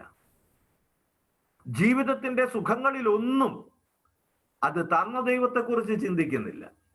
ദൈവത്തിൽ നിന്ന് അകലുമ്പോൾ പുക്കിൾക്കൊടി ബന്ധം വലിഞ്ഞു മുറുകുമ്പോൾ ഉണ്ടാകുന്ന ഒരു നേരിയ വേദന പോലെ, ഒരു കഠിന വേദന പോയിട്ട് ഒരു നേരിയ വേദന പോലും ദൈവത്തെ ദൈവമേന്ന് വിളിക്കാൻ പോലും മനസ്സില്ലാത്ത വിധത്തില് നമ്മൾ അകന്നു പോകുന്നു. ഇനി വീണ്ടും ജീവിതത്തിന്റെ മനോഹാരിത കണ്ട് അവിടെ തന്നെ കുടുങ്ങി നിൽക്കുമ്പോൾ ഒരു നിമിഷമെങ്കിലും ആ മനോഹാരിത ദൈവം തന്നതാണെന്നും അതിന് ഞാൻ ദൈവത്തോട് കടപ്പെട്ടവനാണെന്നും നമ്മൾ ചിന്തിക്കാൻ വൈകുമ്പോൾ ഈ ധൂർത്തപുത്രന്റെ അതേ ഛായയുള്ള മുഖം നമുക്കൊക്കെ ആർജിതമാകുന്നു എന്നതാ സത്യം. വീണ്ടും ധൂർത്തപുത്രന്റെ ഉപമയിൽ സ്വത്ത് തീർന്നപ്പോൾ അവൻ പുത്രത്വത്തെ കുറിച്ച് ചിന്തിച്ചോ എന്നതാണ് ചോദ്യം. സ്വത്ത് തീർന്നപ്പോൾ പുത്രത്വത്തെ കുറിച്ച് ചിന്തിച്ചു എന്ന് പറയാനുള്ള ഒരു പ്രത്യേകമായ പ്രവണത നമ്മളിൽ ഉണ്ടാകും. അതിന് നമ്മളെ കുറ്റം പറഞ്ഞിട്ട് കാര്യമില്ല. കാരണം വിശുദ്ധ ലൂക്കായുടെ സുവിശേഷം 15:17 അപ്രകാരമാണ് എഴുതിയിരിക്കുന്നത് എന്ന് ഒറ്റ നോട്ടത്തിൽ നമുക്ക് തോന്നിയേക്കാം. അപ്പോൾ അവന് സുബോധമുണ്ടായി. അവൻ പറഞ്ഞു, എന്റെ പിതാവിന്റെ എത്രയോ ദാസന്മാർ സുഭിക്ഷമായി ഭക്ഷണം കഴിക്കുന്നു, ഞാനോ ഇവിടെ വിശന്നു മരിക്കുന്നു. അപ്പോൾ അവന് സുബോധമുണ്ടായി എന്നതിനെ സംബന്ധിച്ച് നമ്മൾ കണ്ടു. എന്താണ് സുബോധം എന്നതിനെ പറ്റി വ്യാഖ്യാതാക്കളിൽ പലരും പറയുന്നത് പരിശുദ്ധാത്മാവിന്റെ സംസർഗത്തെയാണ് സുബോധം എന്ന് പറയുന്നത്. തർക്കമില്ലാത്ത കാര്യമാണ്. നമുക്ക് വളരെ പെട്ടെന്ന് അതിന്മേലൊരു തീരുമാനം ഉണ്ടാകും. പരിശുദ്ധാത്മാവാണ് നമുക്ക് ബോധം തരുന്നത്. It is A spirit of wisdom. പരിശുദ്ധാത്മാവാണ് ബോധ്യത്തിന്റെയും ബോധത്തിന്റെയും സുബോധത്തിന്റെയും ആത്മാവ്. നമ്മുടെ പാപങ്ങളിന്മേൽ നാം പാപികളായിരിക്കെ തന്നെ പറന്നിറങ്ങുന്ന ദൈവപിതാവിന്റെ സ്നേഹത്തിന്റെ ചിഹ്നമാണ്, അടയാളമാണ് പരിശുദ്ധാത്മാവ്. അവൻ അവിടെ അമരത്വ വീട് കൊണ്ട് ഉപജീവനം കഴിക്കുന്ന പന്നികളെ മേയ്ക്കുന്ന ദേശത്തായിരിക്കുമ്പോൾ തന്നെ, അകലെ ആയിരിക്കുമ്പോൾ തന്നെ പിതാവ് അവനെ സ്നേഹിക്കുന്നതിന്റെ ഏറ്റവും സുശക്തമായ അടയാളമായ സുബോധം അവനുണ്ടാവുകയാണ്. പരിശുദ്ധാത്മാവില്ലാതെ മനസ്സ് തിരിവ് സാധ്യമല്ലെന്ന് പഠിപ്പിക്കുന്ന ഭാഗവും കൂടിയാണിത്. പരിശുദ്ധാത്മാവ് നമ്മുടെ പുണ്യങ്ങളിന്മേലല്ല പാപങ്ങളിന്മേലാണ് പറന്നിറങ്ങുന്നത് എന്നും പാപിയെ വിശുദ്ധീകരിക്കുന്ന ആത്മാവാണ് അവിടുന്നും അത് ഈ വാക്യം നമ്മളെ ബോധ്യപ്പെടുന്നു. വിശുദ്ധ ഫ്രാൻസിസ് അസീസി പറയുന്നത് പോലെ പരിശുദ്ധ കുർബാന സ്വീകരിക്കുമ്പോൾ അതിന് മുന്നമേ തന്നെ പരിശുദ്ധാത്മാവ് നമ്മുടെ ജീവിതത്തിലേക്ക് വന്ന് ക്രിസ്തുവിനൊരു സിംഹാസനം ഒരുക്കുന്നു എന്നതുപോലെ ഈ പിതാവിന്റെ സന്നിധിയിലേക്ക് പോകാൻ അവനെ പ്രാപ്തനാക്കുകയും അതിനവനൊരു രൂപരേഖ കൊടുക്കുകയും ചെയ്യുന്നത് ഈ സുബോധമാണെങ്കിൽ, വീണ്ടും നമ്മൾ ഇന്ന് ആദ്യം ആമുഖ ചർച്ചയിൽ നമ്മൾ പറഞ്ഞ പരിശുദ്ധാത്മാവിന്റെ സംസർഗത്തെ കുറിച്ച് നമ്മൾ ഇവിടെ ബോധവാന്മാരാവുകയാണ് 15:17. അതിനുശേഷം നമ്മൾ വളരെ പെട്ടെന്ന് ഒരു തീരുമാനത്തിൽ എത്തുന്നു. അവന്റെ പിതാവിനെ അവൻ തിരിച്ചറിഞ്ഞു, അതുകൊണ്ടാണ് എന്റെ പിതാവിന്റെ എത്രയോ ദാസന്മാർ സുഭിക്ഷമായി ഭക്ഷണം കഴിക്കുന്നു എന്നവൻ പറഞ്ഞത് എന്ന്. ഇവിടെ പാപ്പ നമ്മളെ ഒരു തീരുമാനത്തിൽ എത്തുന്നതിന് പകരം ഒരു വസ്തുനിഷ്ഠമായ അവധാനപൂർവകമായ ഒരു സമീപനത്തിലേക്ക് നമ്മളെ നയിക്കുക. വളരെ പതുക്കെയാണ് നമ്മളെ കൊണ്ടുപോകുന്നത്. പക്ഷേ അത് ഈ പതുക്കെ കൊണ്ടുപോകുന്നത് കൊണ്ട് തന്നെ ചാടിച്ചെന്ന് ജമ്പിങ് ഇൻ ടു കൺക്ലൂഷൻസ് അല്ല, ഒരു തീരുമാനത്തിലേക്ക് ചാടുകയല്ല ചെയ്യുന്നത്. നമ്മൾ വളരെ പതുക്കെ കാലുകൾ വെക്കുന്നത് കൊണ്ട് അവനോടൊപ്പം ചിന്തിക്കാൻ നമുക്ക് സാധിക്കുന്നു. അതിന്റെ ഏറ്റവും പ്രധാനമായ കാര്യം ഇതാണ്: തനിക്കുണ്ടായിരുന്നതും ഇപ്പോൾ ഇല്ലാത്തതുമായ തന്റെ ഭവനത്തിലെ വേലക്കാർക്കുള്ളതുമായ ഒരു വസ്തുവിനെ കുറിച്ചാണ് അവൻ ചിന്തിക്കുന്നത്. അവന്റെ പിതാവിനെ കുറിച്ചല്ല. അവൻ എന്താ പറഞ്ഞത്? എന്റെ പിതാവിന്റെ ഭവനത്തിൽ എത്രയോ വേലക്കാർക്ക് മിച്ച ആഹാരം ഉണ്ടെന്നോ അല്ലെങ്കിൽ സുഭിക്ഷമായി ഭക്ഷിക്കുന്നോ എന്തു ആയിക്കോട്ടെ. അവൻ പിതാവിനെ കുറിച്ചാണോ ചിന്തിച്ചത്? വേലക്കാരെ കുറിച്ചാണോ ചിന്തിച്ചത്? അതുമല്ല. ഇട്ടിട്ട് പോകുന്ന സമ്പത്തിനെ കുറിച്ചാണോ?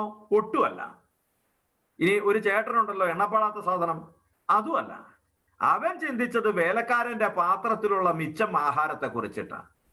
അതായത് അവന്റെ ജീവിതത്തിനകത്ത് തളർന്നപ്പോൾ അവൻ ചിന്തിച്ചത് തനിക്കുണ്ടായിരുന്നതും ഇപ്പോൾ ഇല്ലാത്തതും, തന്റെ ഭവനത്തിൽ വേലക്കാർക്കുള്ളതും എന്നാൽ തനിക്കില്ലാത്തതുമായ ആഹാരമാണ്, ഭൗതിക വസ്തുവാണ് അവന്റെ വിഷയം. നമ്മൾ ഇതിനെ വേർതിരിച്ചു കണ്ടു. ഇതിന്റെ പേരാണ് അധമ മനസ്താപം എന്ന്. അവിടെ ധൂർത്തപുത്രന്റെ ഈ ഒരു വിശേഷണത്തിൽ 17-ാം വാക്യത്തിൽ എന്റെ അപ്പന്റെ എന്നത് ഒരു സ്ഥലനാമ വിശേഷണം മാത്രമാണ്, കെയർ ഓഫ് അപ്പൻ എന്നുള്ളതാണ്. എന്നാലും പാപ്പ ഇവിടെ അവന്റെ പക്ഷം ചേരുകയാണ്. നഷ്ടപ്പെട്ട മഹത്വത്തിന്റെ ദുരന്തം അതവന്റെ മനസ്സിലുണ്ട്. എൻ്റെ അപ്പന്റെ ഭവനത്തിൽ എന്ന് പറയുമ്പോൾ വെറും കെയർ ഓഫ് എന്ന് നമുക്ക് പറഞ്ഞുകൂടാ. ധൂർത്തടിച്ച് കളഞ്ഞ പുത്രത്വത്തെ കുറിച്ചുള്ള അവബോധം അവനുണ്ട്. അല്ലായിരുന്നെങ്കിൽ എൻ്റെ അപ്പന്റെ അവൻ പറയുമായിരുന്നില്ല, ഇന്നിടത്ത് ഇന്ന മുതലാളിമാരുടെ എന്നൊക്കെ പറഞ്ഞു കളയുമായിരുന്നു. അപ്പോ അവൻ ധൂർത്തടിക്കാതെ വെച്ച ഏക മുത്തുമണി. അങ്ങനെയുണ്ട്. എല്ലാം ധൂർത്തടിച്ചു എന്ന് നുണയാ പറഞ്ഞത്. എല്ലാം ധൂർത്തടിച്ചു എന്ന് ലൂക്കാ സുവിശേഷകൻ ഇത്തിരി കടത്തി പറഞ്ഞത്. അവൻ ധൂർത്തടിക്കാതെ വെച്ച ഒരു സാധനമുണ്ട്. അത് എനിക്കൊരപ്പനുണ്ട് എന്ന ചിന്തയാ. എനിക്കൊരപ്പനുണ്ട്. ഏത് പാപിയും തകരുന്നതിന് മുമ്പ് അവൻ അവസാനത്തെ വിഷലിപ്തമായ ചിന്തയ്ക്ക് തൊട്ട് മുമ്പായിട്ട് എന്നെ കാണുന്ന ഒരു അപ്പനുണ്ടെന്നൊരു ഒറ്റ ചിന്തയുണ്ടെങ്കിൽ അവൻ അതിനകത്ത് പിടിച്ചു കയറും.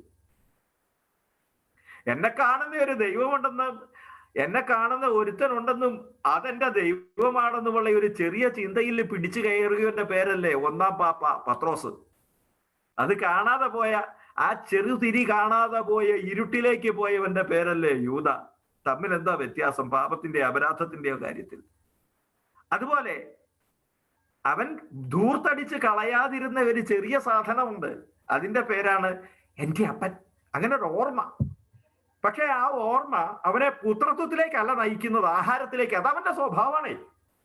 അതിനകത്ത് നമ്മുടെയും സ്വഭാവം അതിനകത്ത് അത്ര കൃത്യമായിട്ടാണ് ലീനമായിരിക്കുന്നത് എന്ന് നമ്മൾ അറിയണം. ദൈവത്തോട് മല്ലടിച്ച് മാറിയതിന്റെ മനസ്താപം ഉണ്ടാകുമ്പോൾ നമുക്കുണ്ടാകുന്നത് നഷ്ടപ്പെട്ടു പോയ ഭൗതികവും ആത്മീയവുമായ സംഗതികളെ കുറിച്ചിട്ടാ.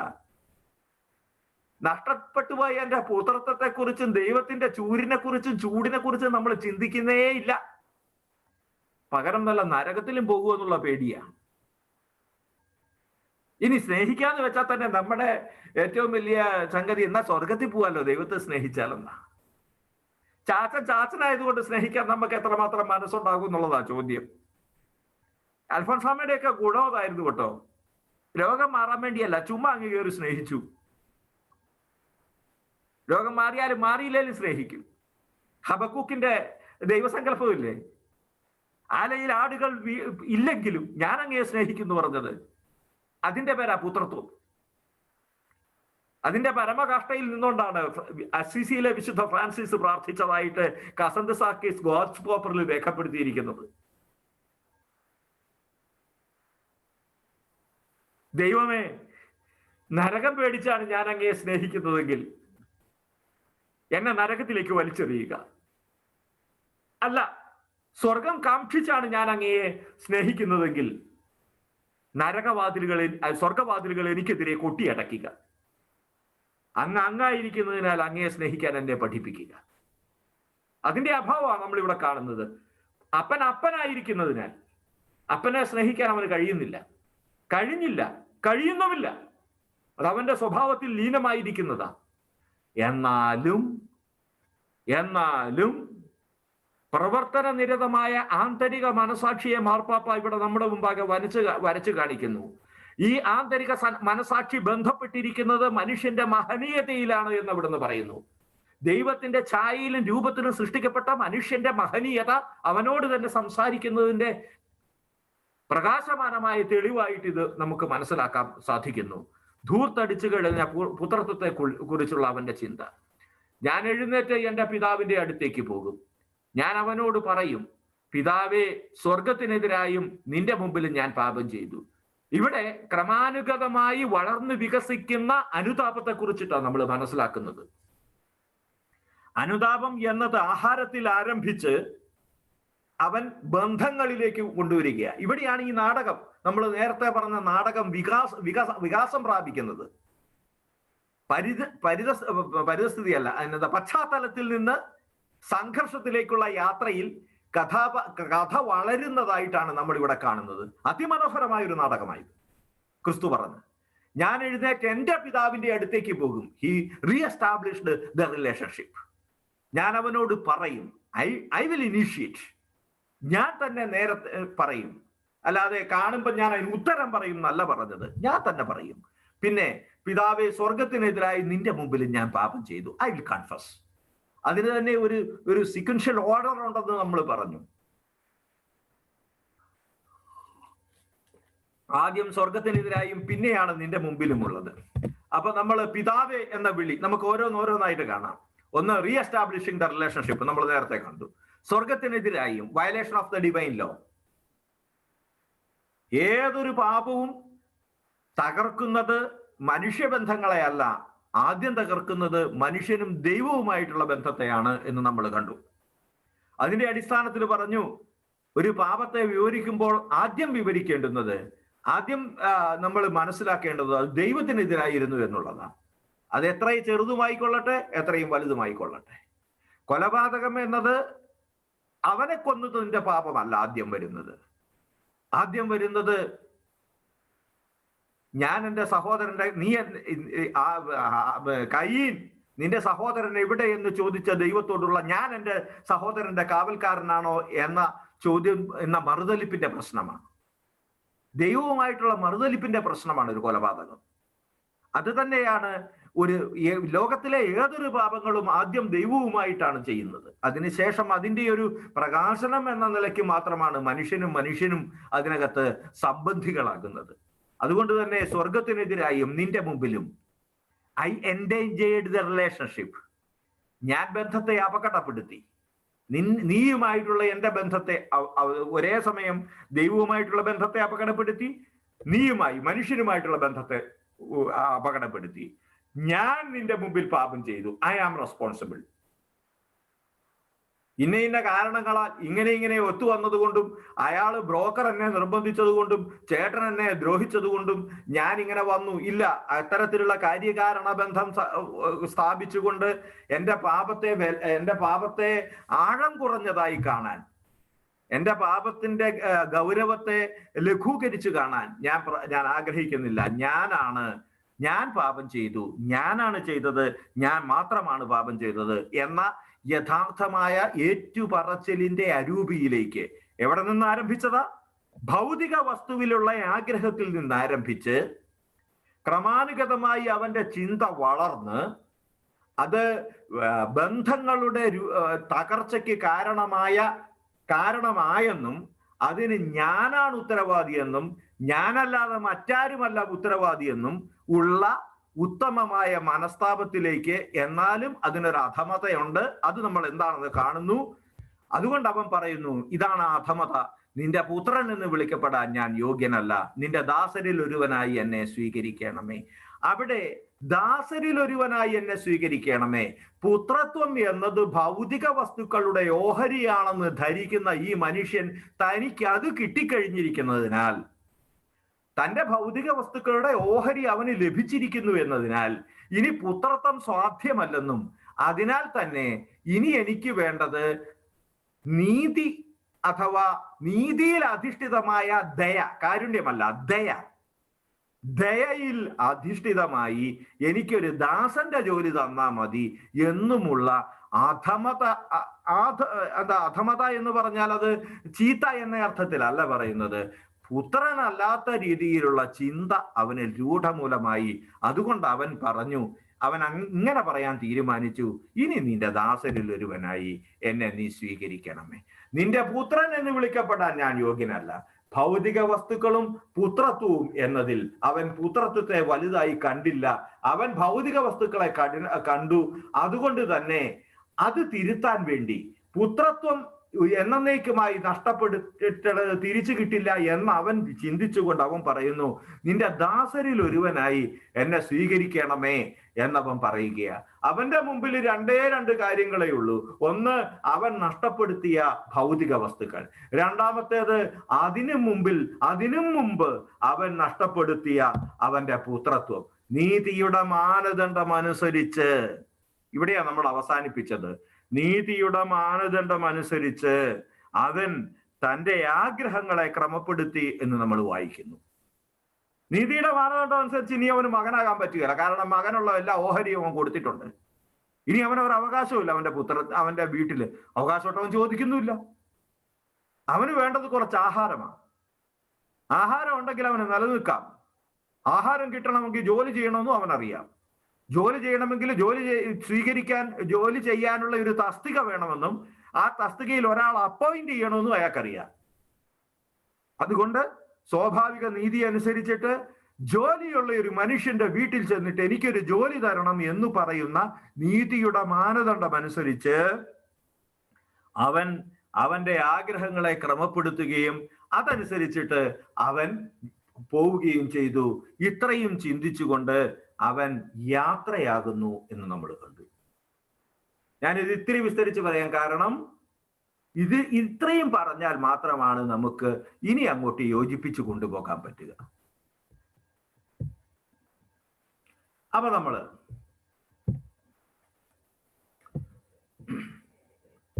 ക്ഷമിക്കണം,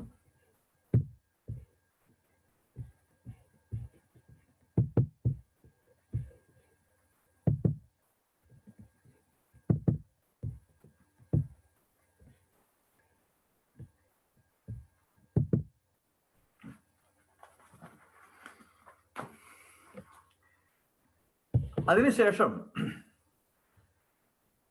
മാർപ്പാപ്പ 6-ാമത്തെ ഖണ്ഡികയിൽ പറയുന്നത് നീതിയെന്നോ കാരുണ്യമെന്നോ ഒരു പദവും അദ്ദേഹം അവിടെ ഉപയോഗിച്ചിട്ടില്ല. ഒരു പദവും ഉപയോഗിച്ചിട്ടില്ല. നീതി എന്ന പദമില്ല, കാരുണ്യമെന്നോ ഒന്ന് പദമില്ല.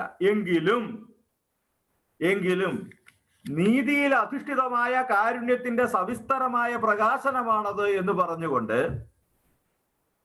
പ്രവർത്തിയോന്മുഖമായ ദൈവസ്നേഹം എന്താണ് എന്നുള്ളത് അവിടെ വിവരിക്കുന്നു എന്ന് പറഞ്ഞുകൊണ്ട് അദ്ദേഹം ചില കാര്യങ്ങൾ നമ്മളോട് പറയുകയാണ്. നീതിയുടെ കർശന നിയമത്തിന്, കർശനവും ഇടുങ്ങിയതുമായ നിയമത്തിനപ്പുറത്തേക്ക് പലപ്പോഴും സ്നേഹത്തിന് കടന്നു പോകേണ്ടതുണ്ട്. നീതിയുടെ കർശന നിയമത്തിനപ്പുറത്തേക്ക് സ്നേഹത്തിന് കടന്നു ചെല്ലേണ്ടതുണ്ട്. ഒരു ഉദാഹരണത്തിന് പറഞ്ഞാല്, വളരെ ലഘുവായ ഒരു ഉദാഹരണം, സൈക്കിൾ ഓവർലോഡ് കയറിയതിന് പോലീസുകാരെ പിടിച്ചു. അല്ലെങ്കിൽ വേണ്ട, ഇപ്പൊ ഓവർലോഡ് സൈക്കിൾ ആരാ കയറുന്നത്? നമുക്ക് ഹെൽമെറ്റ് വെക്കാതെ പോവാം, അതാ നല്ലത്. ഹെൽമെറ്റും ഇല്ല, മാസ്കും ഇല്ല. ഒരു പയ്യൻ പോവുക, പോലീസുകാരൻ കൈ കാണിക്കുന്നു, നീ ചെയ്തത് തെറ്റാണെന്ന് പറയുന്നു. ശരിയാ, 500 ഉറുപ്പിക മറ്റേ മുഖശീല ഇല്ലാത്തത് കൊണ്ട്. രക്ഷാകവചം തലയ്ക്ക് വെക്കാത്തതിന് 1000 രൂപ. 1500 രൂപ നീ അടയ്ക്കണം. എന്നാ പൊക്കൂ. അതെന്താ കാര്യം? 1500ന്റെ ഷീട്ട് എഴുതി അവനെ കൊണ്ട് രസീത് കിട്ടി, ഒപ്പിടിപ്പിച്ചു. അല്ല, പിന്നെ നോട്ടീസ് കിട്ടി എന്നുള്ള ഒപ്പിടണം. ഒപ്പിട്ട് 1-ാം നോട്ടീസ് അവന്റെ പോക്കറ്റിലിടുന്നതിന് പകരം സ്വന്തം പോക്കറ്റിലിട്ടിട്ട് ഒരു ദീർഘനിശ്വാസത്തോടു കൂടി 1500 രൂപ സ്വന്തം പോക്കറ്റിൽ നിന്ന് എടുത്തു കൊടുക്കുന്ന അപ്പനായ പോലീസുകാരനെ പോലെ. മകൻ ചെയ്തത് തെറ്റാ, കണ്ണടച്ചു വിടാൻ പറ്റുകയില്ല, അതുകൊണ്ട് ശിക്ഷിച്ചു. ശിക്ഷിച്ചു കഴിഞ്ഞപ്പോ അതിന്റെ പിഴയൊടക്കേണ്ടത് മകനാ. പോട്ടൻ അവന്റെ അടുത്തില്ല. അവൻ ആകെ അറിയാവുന്നത് ഹെൽമറ്റും ശീലയും ഇല്ലാതെ പോകാനേ അറിയത്തുള്ളൂ, മുഖശീലയും ഇല്ലാതെ പോകാനേ അറിയത്തുള്ളൂ. താൻ അധ്വാനിച്ച തൻ്റെ പണം കൊണ്ട് തന്നെ സ്നേഹിക്കുന്ന മകന്റെ പിഴയടച്ചത്. ഇവിടെ നീതിയുടെ കർക്കശ നിയമത്തിന്, കർശനവും ഇടുങ്ങിയതുമായ അതിൻ്റെ ചുറ്റുപാടുകളിൽ നിന്ന്, ആ ഒരു മേഖലയിൽ നിന്ന് സ്നേഹത്തിന് പലപ്പോഴും പുറത്തു ചാടേണ്ടതുണ്ട് എന്നൊരാമുഖ വാക്യം അദ്ദേഹം പറഞ്ഞു വെക്കുക. അതായത് അവൻ അവിടെ സംസാരിക്കുന്നത് നിയമത്തിന്റെയും നീതിയുടെയും ഭാഷയിലാണ്. ഞാനാണ് തെറ്റ് ചെയ്തത്. അവന് സ്നേഹം അപ്പോഴും ഇല്ല കേട്ടോ. താൻ നഷ്ടപ്പെടുത്തിയ സ്നേഹത്തെക്കുറിച്ചുള്ളതല്ല അവന്റെ അവബോധം. നമ്മളിപ്പം കണ്ടത് പിതാവിന്റെ ഒരു ആറ്റിറ്റ്യൂഡാ. അതല്ല നമ്മളുടെ പ്രധാന ചർച്ചാ വിഷയം. പ്രധാന ചർച്ചാ വിഷയം അവന്റെ ആറ്റിറ്റ്യൂഡാ. അവൻ അപ്പോഴും പിതാവിന്റെ സ്നേഹത്തെക്കുറിച്ചൊന്നും ചിന്തിക്കുന്നില്ല. എനിക്ക് 1500 രൂപ പഴയ അടയ്ക്കേണ്ടി വന്നു, അതിപ്പോ ഞാൻ എവിടെന്നെങ്കിലും അടയ്ക്കേണ്ടി വരും എന്നുള്ള മാതിരിയുള്ള ചിന്തയില് നിയമത്തിന്റെയും നീതിയുടെയും ഭാഷയിൽ ചിന്തിക്കാനേ അവനറിയൂ. ആർക്ക്? എല്ലാ കാലത്തും വേർതിരിഞ്ഞു പോയവൻ അവൻ നിയമത്തിന് വിധേയനാണ് എന്ന് ധരിച്ചു വശാകുക.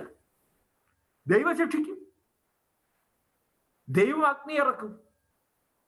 അതെ, അത് മനുഷ്യന്റെ ചരിത്രത്തിലുള്ള ഒരു സംഗതിയാണ്. ഒരേ സമയം അവന് നീതിയുടെയും നിയമത്തിന്റെയും ഭാഷയിൽ ചിന്തിക്കാൻ മാത്രമേ അറിയൂ. അതേസമയം അവന് വേലക്കാരൻ എന്ന നിലയിൽ ഭൗതിക സമ്പത്ത് ആർജിക്കാൻ കഴിയുമെന്നവൻ ചിന്തിക്കുകയും ചെയ്യുന്നുണ്ട്. ഇത് വളരെ ശ്രദ്ധിച്ച് പോയാലേ നമുക്ക് മനസ്സിലാവുള്ളൂ. ഈ നീതിയുടെ തട്ടിൽ നിന്നുകൊണ്ട് അവന് പുത്രത്വം കിട്ടുകയില്ല, ഉറപ്പ്. റൈറ്റ്? പുത്രത്വം കിട്ടിയില്ലെങ്കിലും അവന് ഭൗതിക സമ്പത്ത് ആർജിക്കാൻ കഴിയും. ദൈവത്തെ പിതാവേന്ന് വിളിച്ചില്ലെങ്കിലും കുഴപ്പമില്ല. സർവവും നൽകുന്നവനെ എന്നും സർവാതിശായിയായവനെ എന്നും സർവ ഐശ്വര്യങ്ങളുടെയും ദാതാവേ എന്നും നമുക്ക് വിളിക്കാം. ഭൗതിക സമ്പത്ത് ആർജിക്കാൻ വേണ്ടിയുള്ള ദൈവവുമായിട്ടുള്ള ബന്ധത്തെയാണ് ഇവിടെ നമ്മൾ കാണുന്നത്. ഈ നീതിക്ക് വേണ്ടി അവൻ സ്വയം എളിമപ്പെടുത്തുമ്പോൾ പോലും ഒരേ സമയം ഇവിടെ പരിശുദ്ധ പിതാവ് രണ്ട് കാര്യങ്ങളിൽ മേലാണ് കൈപിടിക്കുന്നത്. ഒരു ഊടും പാവും ഒരേ സമയം നെയ്തുകൊണ്ടാണ് പോകുന്നത്. ദൈവത്തിന്റെ സ്നേഹം എന്ന ഊടുണ്ടെങ്കിൽ മനുഷ്യന്റെ നീതി സങ്കല്പം എന്ന പാവുണ്ട്. ഇത് രണ്ടും കൂടി ഒരേ സമയം വെക്കുക. അതുകൊണ്ട് ഞാൻ മാറി മാറി ഇത് രണ്ടിനെ കുറിച്ചും പറഞ്ഞുകൊണ്ടിരിക്കും. ഇതേ സമയം അവൻ ഈ ആഹാരം കാക്ഷിച്ച് പിതാവിന്റെ സന്നിധിയിലേക്ക് പോയി അവിടെ ആഹാരത്തിന് ചോദിക്കാൻ തീരുമാനിക്കുമ്പോഴും അവനൊരു ആന്തരിക സഹനമുണ്ട്. ആ ആന്തരിക സഹനം എൻ്റെ പിതാവിന്റെ ഭവനത്തിൽ എന്ന് പറഞ്ഞുകൊണ്ട് ഓർമ്മയിലുള്ള ഒരു പിതൃത്വമാണ്, ഒരു പുത്രത്വമാണ്. പൈതൃക സമ്പത്ത് അവൻ ധൂർത്തടിച്ചുവെന്നും പെരുമാറ്റം കൊണ്ട് അവൻ പിതാവിനെ ദ്രോഹിച്ചുവെന്നും പിതാവിന്റെ മകനാകാൻ അർഹനല്ലാത്തത് കൊണ്ട് താൻ പുത്രനെ നഷ്ടമാക്കിയെന്നും പുത്രത്വം നഷ്ടമാക്കിയെന്നും ഇത് പിതാവിന് നിസ്സംഗതയോടെ വീക്ഷിക്കാൻ കഴിയില്ല എന്നുമുള്ള 4 കാര്യങ്ങൾ അവനെ നിരന്തരം ശല്യപ്പെടുത്തിക്കൊണ്ടിരിക്കുക. ഒന്നുകൂടി ഞാൻ പറയാം. എ, പൈതൃക സ്വത്തവൻ ധൂർത്തടിച്ചു. ബി, പെരുമാറ്റം കണ്ടവൻ പിതാവിനെ ദ്രോഹിച്ചു. സി, ഈ കാരണങ്ങളാൽ അവൻ പുത്രത്വം നഷ്ടമാക്കി. ആൻഡ് ഫൈനലി ഇത് പിതാവിന് നിസ്സംഗതയോടെ വീക്ഷിക്കാൻ കഴിയില്ല. അവിടെ ചെന്ന് കഴിയുമ്പോ ആഹാ വന്നോ വാ, എന്നാ പിന്നെ നീ അകത്തോട്ട് കയറ് എന്നവൻ പറയില്ല. അതുകൊണ്ട് അവൻ പിതാവിനെ വശത്താക്കാൻ വേണ്ടി, വശത്താക്കുക എന്ന് പറഞ്ഞാൽ എന്തെങ്കിലും ഒരു സംഗതിയിലാക്കാൻ വേണ്ടിയല്ല, പിതാവിന്റെ അടുത്ത് ബോധ്യപ്പെടുത്താൻ വേണ്ടി അവൻ അവന്റെ അനുതാപ പ്രകരണത്തെ ആവർത്തിക്കുകയാണ്. എന്നാലും ഇവിടെ വീണ്ടും പിതാവിന്റെ ഇതിലേക്ക് കടന്നു വരും. ഞാൻ പറഞ്ഞല്ലോ, പിതൃപുത്ര ബന്ധത്തിൽ പിതാവിന്റെ ഭാഗത്ത് ഒരു 2 വാക്ക് പറഞ്ഞു കഴിഞ്ഞാൽ പുത്രന്റെ ഭാഗത്ത് 2 വാക്ക് പറയും. അങ്ങനെയാണ് അദ്ദേഹം ഈ ഊടും പാവും വയ്യുന്നത്. വീണ്ടും പിതാവിന്റെ പുത്രനാണ് ഇതിൽ ഉൾപ്പെട്ടിരിക്കുന്നത്.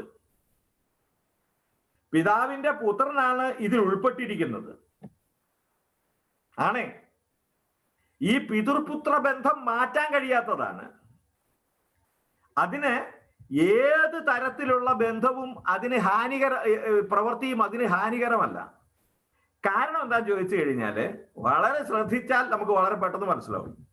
അത് സ്ഥായിയും അസ്തിത്വപരവുമാണ്. എന്തെങ്കിലും ഒരു സംഗതി ഉള്ളത് കൊണ്ടല്ല, എന്തെങ്കിലും ഒന്ന് ചെയ്യുന്നത് കൊണ്ടോ ചെയ്യാതിരിക്കുന്നത് കൊണ്ടോ അല്ല ഒരു മകൻ മകനാകുന്നത്. ആ മകന്റെ സൃഷ്ടിപരമായ അസ്തിത്വത്തിൽ പിതാവ് ഭാഗവാക്കും ഉത്തരവാദിയുമായതുകൊണ്ടാണ്. എനിക്കെൻ്റെ മകൻ ഉണ്ടായി കഴിഞ്ഞാൽ അവന് പല ജോലി ഉണ്ടാവും, പല മാതിരിയാവും, പല സ്വഭാവമായിരിക്കും. ഇതൊന്നും അവന്റെ പുത്രത്വത്തെ തകർക്കുന്നില്ല. കാരണം പുത്രത്വം എന്നത് അസ്തിത്വപരമാണ്. അത് പെരുമാറ്റത്തിലോ അല്ലെങ്കിൽ അവരുടെ ബന്ധത്തിന്റെ വിവിധങ്ങളായ പ്രകാശനങ്ങളിലോ അധിഷ്ഠിതമല്ല. അത് ആർജിതമല്ല, അത് ആരോപിതവുമല്ല. It's not gained, it is not attributed. അതങ്ങനെ ഉള്ളത് കൊണ്ടാണത്. അപ്പോ അതവനറിയാം.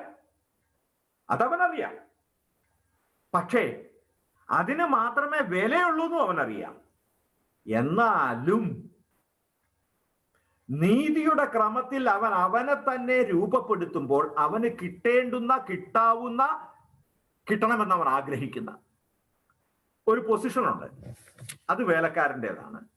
അതിലേക്ക് അവൻ ശ്രദ്ധ കേന്ദ്രീകരിക്കുന്നു.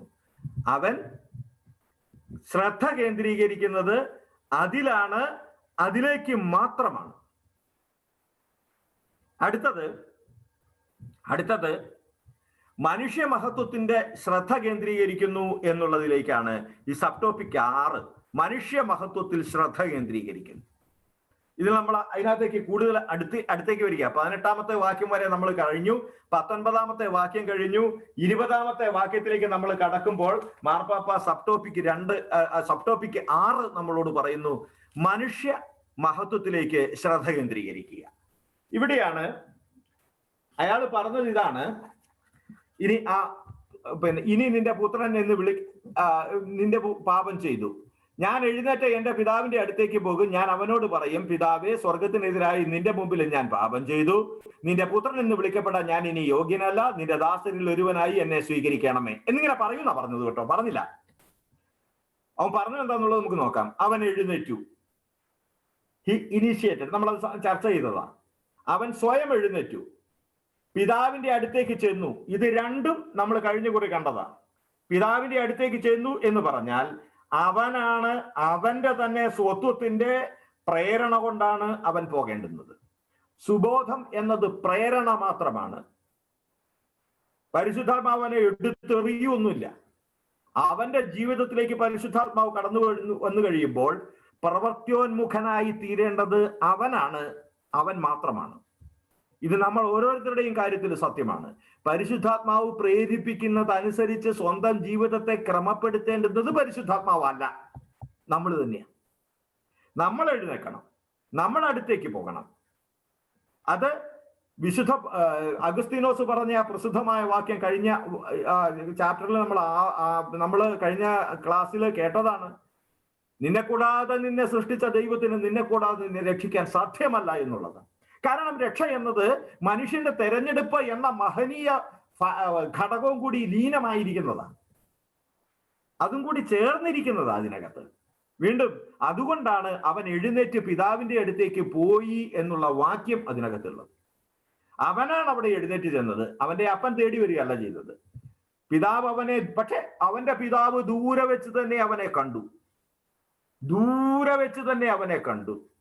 യഥാർത്ഥത്തില് ഈ ഉപമ എന്ന് പറയുന്നത് 3 പേരുടെ വീട് വിട്ടുപോയ 3 പേരുടെ ഉപമയാ. സത്യത്തില് ഒരു ധൂർത്തപുത്രന്റെ ഉപമ എന്നൊക്കെ നമുക്ക് പറയാമെങ്കിൽ ഞാൻ ഇതിങ്ങനെ ഒതുക്കി പറയും, പഥ്യമില്ലെങ്കിൽ പറഞ്ഞതുമില്ല. ഞാൻ ഒരു വീട്ടില് ഒരപ്പനും 2 മക്കളും ഉണ്ടായിരുന്നു. അപ്പൻ 2 പേർക്കുമായിട്ട് സ്വത്ത് ഭാഗം ചെയ്തു കൊടുത്ത ഒരപ്പന്റെ കട്ടന്. അതിലൊരുവൻ അത് വിറ്റ് പോയപ്പോൾ ആ വിറ്റ പോയ മനുഷ്യനെയും നോക്കി ചായിപ്പിൽ പിന്നീട് ഒരിക്കലും അവൻ പെരക്കാത്ത കിടന്നിട്ടില്ല. ഈ അപ്പൻ കിടക്കുന്ന ഒരുത്തനേ ഉള്ളൂ. അവന്റെ പേര് മൂത്തപുത്രൻ എന്നാ. അവൻ പുത്രന്റെ സ്ഥാനത്തല്ല കിടക്കുന്നത്, വേലക്കാരന്റെ സ്ഥാനത്താണ് കിടക്കുന്നത്. അങ്ങനെ അനാഥമായി പോയ ഒരു കുടുംബം അത്. കുടുംബത്തിൽ നിന്ന് 2 മക്കളും മക്കളുടേതായ സ്ഥാനം വിട്ടുപോയി. അപ്പനാകട്ടെ അപ്പന്റെ കട്ടിലെ പിന്നെ കിടന്നിട്ടുമില്ല. അതുകൊണ്ട് അവൻ ദൂരെ വെച്ച് തന്നെ അവന്റെ മകനെ കണ്ടത്. മലയാളം സുവിശേഷത്തിൽ ഇല്ലാത്തതും മറ്റനേകം സുവിശേഷങ്ങളിലുള്ളതുമായ മനോഹരമായ ഒരു വാക്യമുണ്ട്. അവൻ ഇനിയും വളരെ ദൂരം നടക്കേണ്ടിയിരിക്കെ, ഏതെങ്കിലുമൊക്കെ വിവർത്തനങ്ങൾ നിങ്ങൾ വായിച്ചു നോക്കിയ ആ മനോഹരമായ വാക്യമുണ്ട്. അവൻ ഇനിയും വളരെ ദൂരം നടക്കേണ്ടിയിരിക്കെ അവന്റെ പിതാവ് അവനെ കണ്ടു, ഓടിച്ചെന്ന് അവന്റെ അടുത്തേക്ക് ഓടിച്ചെന്നു. ഒരു ചെറിയ ഒരു തയ്യാറിപ്പ് മാത്രം മതി മനുഷ്യനെ സംബന്ധിച്ചിടത്തോളം. ആ തയ്യാറിപ്പ് അവൻ ആഗ്രഹിക്കണം, കാരണം അവനത് ചെയ്യണം. കാരണം മനുഷ്യന്റെ തെരഞ്ഞെടുപ്പ് എന്ന മഹനീയമായ അവകാശം അവനുണ്ട്. അതുകൊണ്ടാ തമ്പുരാൻ കർത്താവ് പറഞ്ഞത് ബലവാൻ സ്വർഗത്തെ ബലാത്കാരം ചെയ്യുന്നു എന്ന് പറഞ്ഞത്. ബലവാൻ ബലേന സ്വർഗരാജ്യത്തിൽ പ്രവേശിക്കുന്നു എന്ന് പറഞ്ഞതിന്റെ അർത്ഥമതാ. ബലത്തിലാണ് നമ്മൾ പ്രവേശിക്കേണ്ടത്, ബലത്തോട് കൂടെയാണ്. നമ്മുടെ തന്നെ മുന്നറിവും നമ്മുടെ തന്നെ ബോധ്യവും ഇല്ലാതെ നമുക്ക് രക്ഷിക്കപ്പെടാൻ സാധ്യമല്ല എന്നുള്ളതാ ഇവിടെ ഉണ്ടാകും. പക്ഷേ അത് പരിപൂർണമാകണ്ട. അവൻ എഴുന്നേറ്റ് പിതാവിന്റെ അടുത്തേക്ക് ചെന്നു.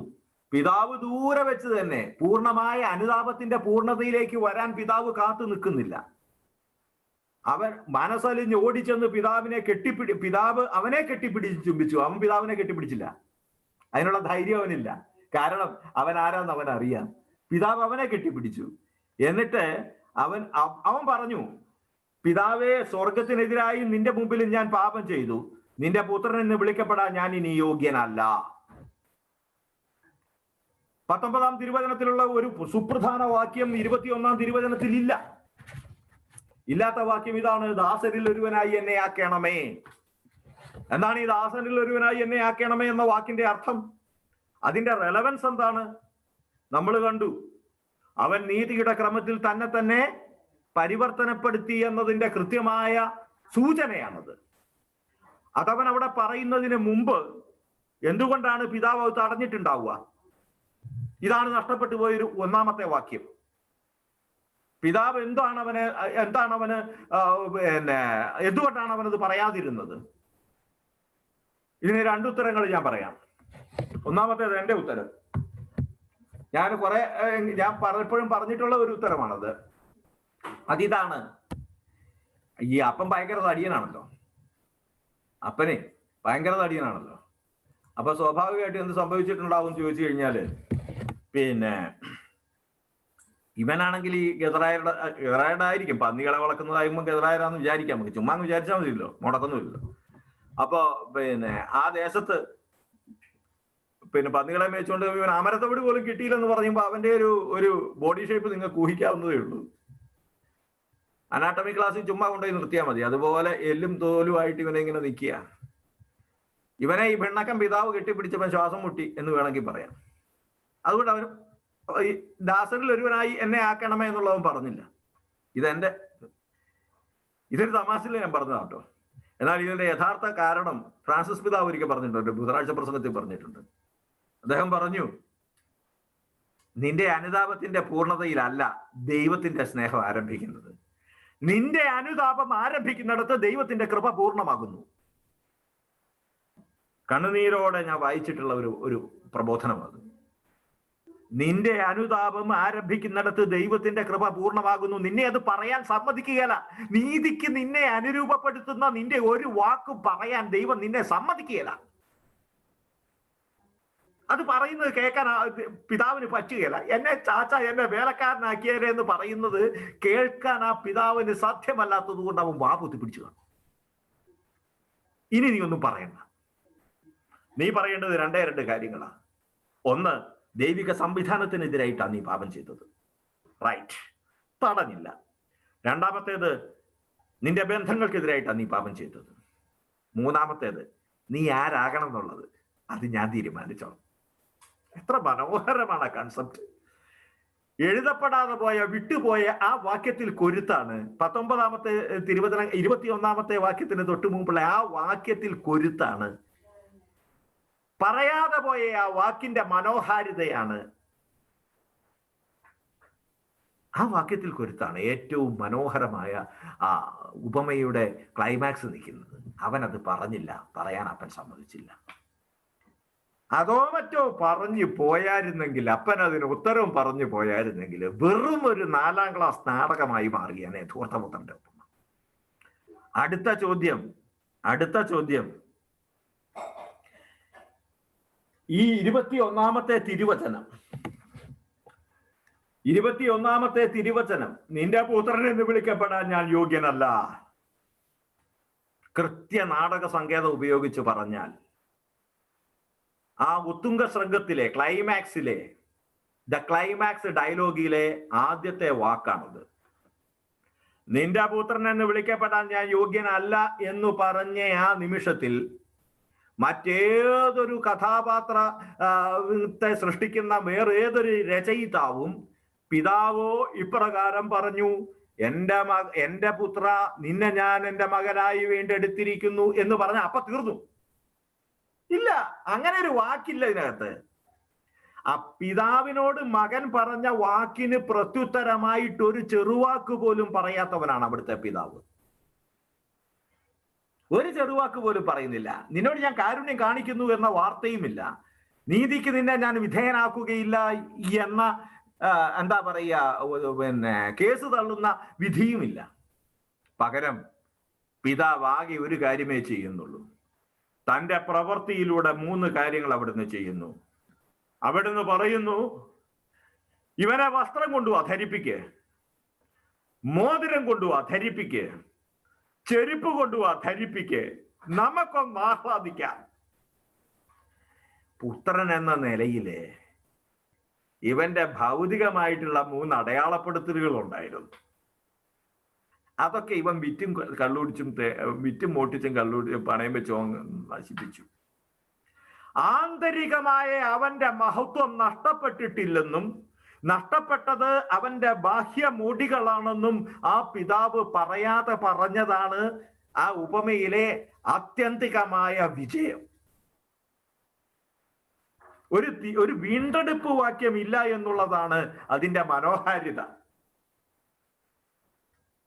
ആ നഷ്ടപ്പെട്ടു പോയ ഗ്യാപ്പ് ഉണ്ടല്ലോ, അതിനെക്കുറിച്ചിട്ട് ചില വ്യാഖ്യാതാക്കളെങ്കിലും പറയുന്നത്, ഈ മകൻ അപ്പാന്ന് വിളിച്ചിട്ട് തിരിച്ച് മകനേന്ന് വിളിക്കാത്ത ആ ഒരു ഗ്യാപ്പ് ഉണ്ടല്ലോ, ആ ഗ്യാപ്പിലൂടെ മുങ്ങിയാല് സ്വർഗത്തിലേ പോകുള്ളൂ എന്ന്.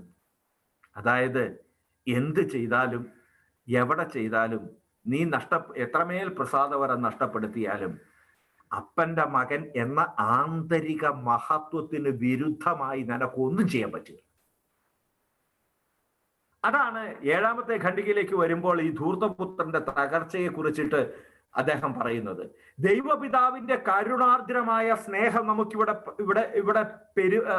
നമ്മളുടെ മുമ്പാകെ പ്രസ്പഷ്ടമാവുകയാണ് ചെയ്യുന്നത്. പിതാവിന്റെ പെരുമാറ്റം അവിടുത്തെ ആന്തരിക മനോഭാവത്തെ പ്രകടമാക്കുക, ദൈവത്തിന്റെ ആന്തരിക മനോഭാവത്തെ പ്രകടമാക്കുക. പഴയ നിയമത്തിലെ കാരുണ്യം എന്താണെന്ന് നമ്മൾ ഇവിടെ ഓർമ്മിക്കുന്നു. എന്നാൽ പഴയ നിയമത്തിലെ കാരുണ്യത്തിന്റെ പശ്ചാത്തലത്തിൽ ദൈവത്തെ അവതരിപ്പിക്കുന്ന ക്രിസ്തു അവിടെ നിൽക്കുന്നില്ല.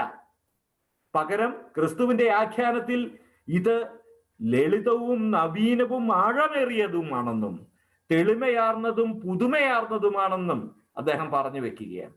അതുകൊണ്ട് അവിടെ പിതാവ് തന്നോട് തന്നെ വിശ്വസ്തനാണ് എന്നൊരു പ്രയോഗമാണ് നടത്തുന്നത്. അപ്പനോട് മകൻ വിശ്വസ്തനായിരുന്നില്ല, ഹെസദ് ഉണ്ടായിരുന്നില്ല. ഇപ്പൊ ഹെസദ് എന്നുള്ള വാക്ക് നമ്മൾ വളരെ കൺവേർഷൻ, നമുക്കിത് പരിചിതമായൊരു വാക്കായി. ഈ മകൻ അപ്പനോട് ഹെസദ് ഉണ്ടായിരുന്നില്ല, പക്ഷെ സ്നേഹം ഉണ്ടായിരുന്നില്ല. പക്ഷെ അപ്പൻ ഉണ്ടായിരുന്നത് ഹെസദ. അതുകൊണ്ടെന്തായി? അവന് തന്നോട് വിശ്വസ്തനല്ലെങ്കിലും തനിക്ക് തന്നിൽ തന്നെയുള്ള വിശ്വസ്തത കൊണ്ട് സർവവും മറന്നുകൊണ്ട് പിതാവ് അവനെ തന്റെ പുത്രത്വത്തിന്റെ മഹനീതിയിലേക്ക് വിളക്കി ചേർക്കുകയാണ് ചെയ്യുന്നത്. അതുകൊണ്ട് തന്നെ ധൂർത്തടിച്ചു വരുന്ന പുത്രനെ സ്വീകരിക്കുന്നതിൽ അവിടുന്ന് ക്ഷിപ്രസന്നദ്ധത പ്രകടിപ്പിക്കുകയാണ്. ഒരു ബാധയും വെക്കുന്നില്ല. പകുതി മുതലേ നീ തരണമെന്ന് പറഞ്ഞിട്ടില്ല, അക്കൗണ്ട് തരണമെന്നും പറഞ്ഞിട്ടില്ല, എവിടെയായിരുന്നെന്ന ചോദ്യമില്ല, ഒന്നുമില്ല. പകരം ക്ഷിപ്രസന്നദ്ധതയോടുകൂടി അങ്ങോട്ട് ചെല്ലുകയാണ് ചെയ്യുന്നത്. ശരിക്കും പറഞ്ഞാൽ സന്നദ്ധത എന്നുള്ളതിനേക്കാൾ ഉപരിയായി മുൻകൈയെടുക്കുന്ന സന്നദ്ധത എന്നാ പറയേണ്ടത്. മാത്രമല്ല അവിടുന്ന് സന്തോഷചിത്തനാണ്. ആരുമായി ബന്ധപ്പെടുത്തുന്നതിൽ, മനുഷ്യന്റെ മഹനീയത എന്താണ് എന്ന് മനസ്സിലാക്കുന്നതിൽ, ഒരു പുത്രന്റെ മഹനീയത എന്താണ് എന്ന് വിളിച്ചറിയിക്കുന്നതിൽ അവിടുന്ന് മഹാസന്തോഷവാനാണ്. അല്ലായിരുന്നെങ്കിൽ വേലക്കാരോട്, ഇപ്പൊ നമ്മുടെ ഒരു വീട്ടിലെ ഈ സംഭവമെങ്കില് വേലക്കാരും അവിടെ ഉണ്ടെന്നിരിക്കട്ടെ, അങ്ങനെയാണെങ്കിൽ അടുത്ത ഡയലോഗ് ഉണ്ടാവുക ഇങ്ങനെയാണ്: നിങ്ങളെല്ലാത്തിനും ഇവിടെ നിൽക്കുന്ന പൊക്കെ, നീ എവിടെയായിരുന്നടാ എന്നുള്ളതാ ചോദ്യം. നീ എവിടെയായിരുന്നു എന്നുള്ളത്.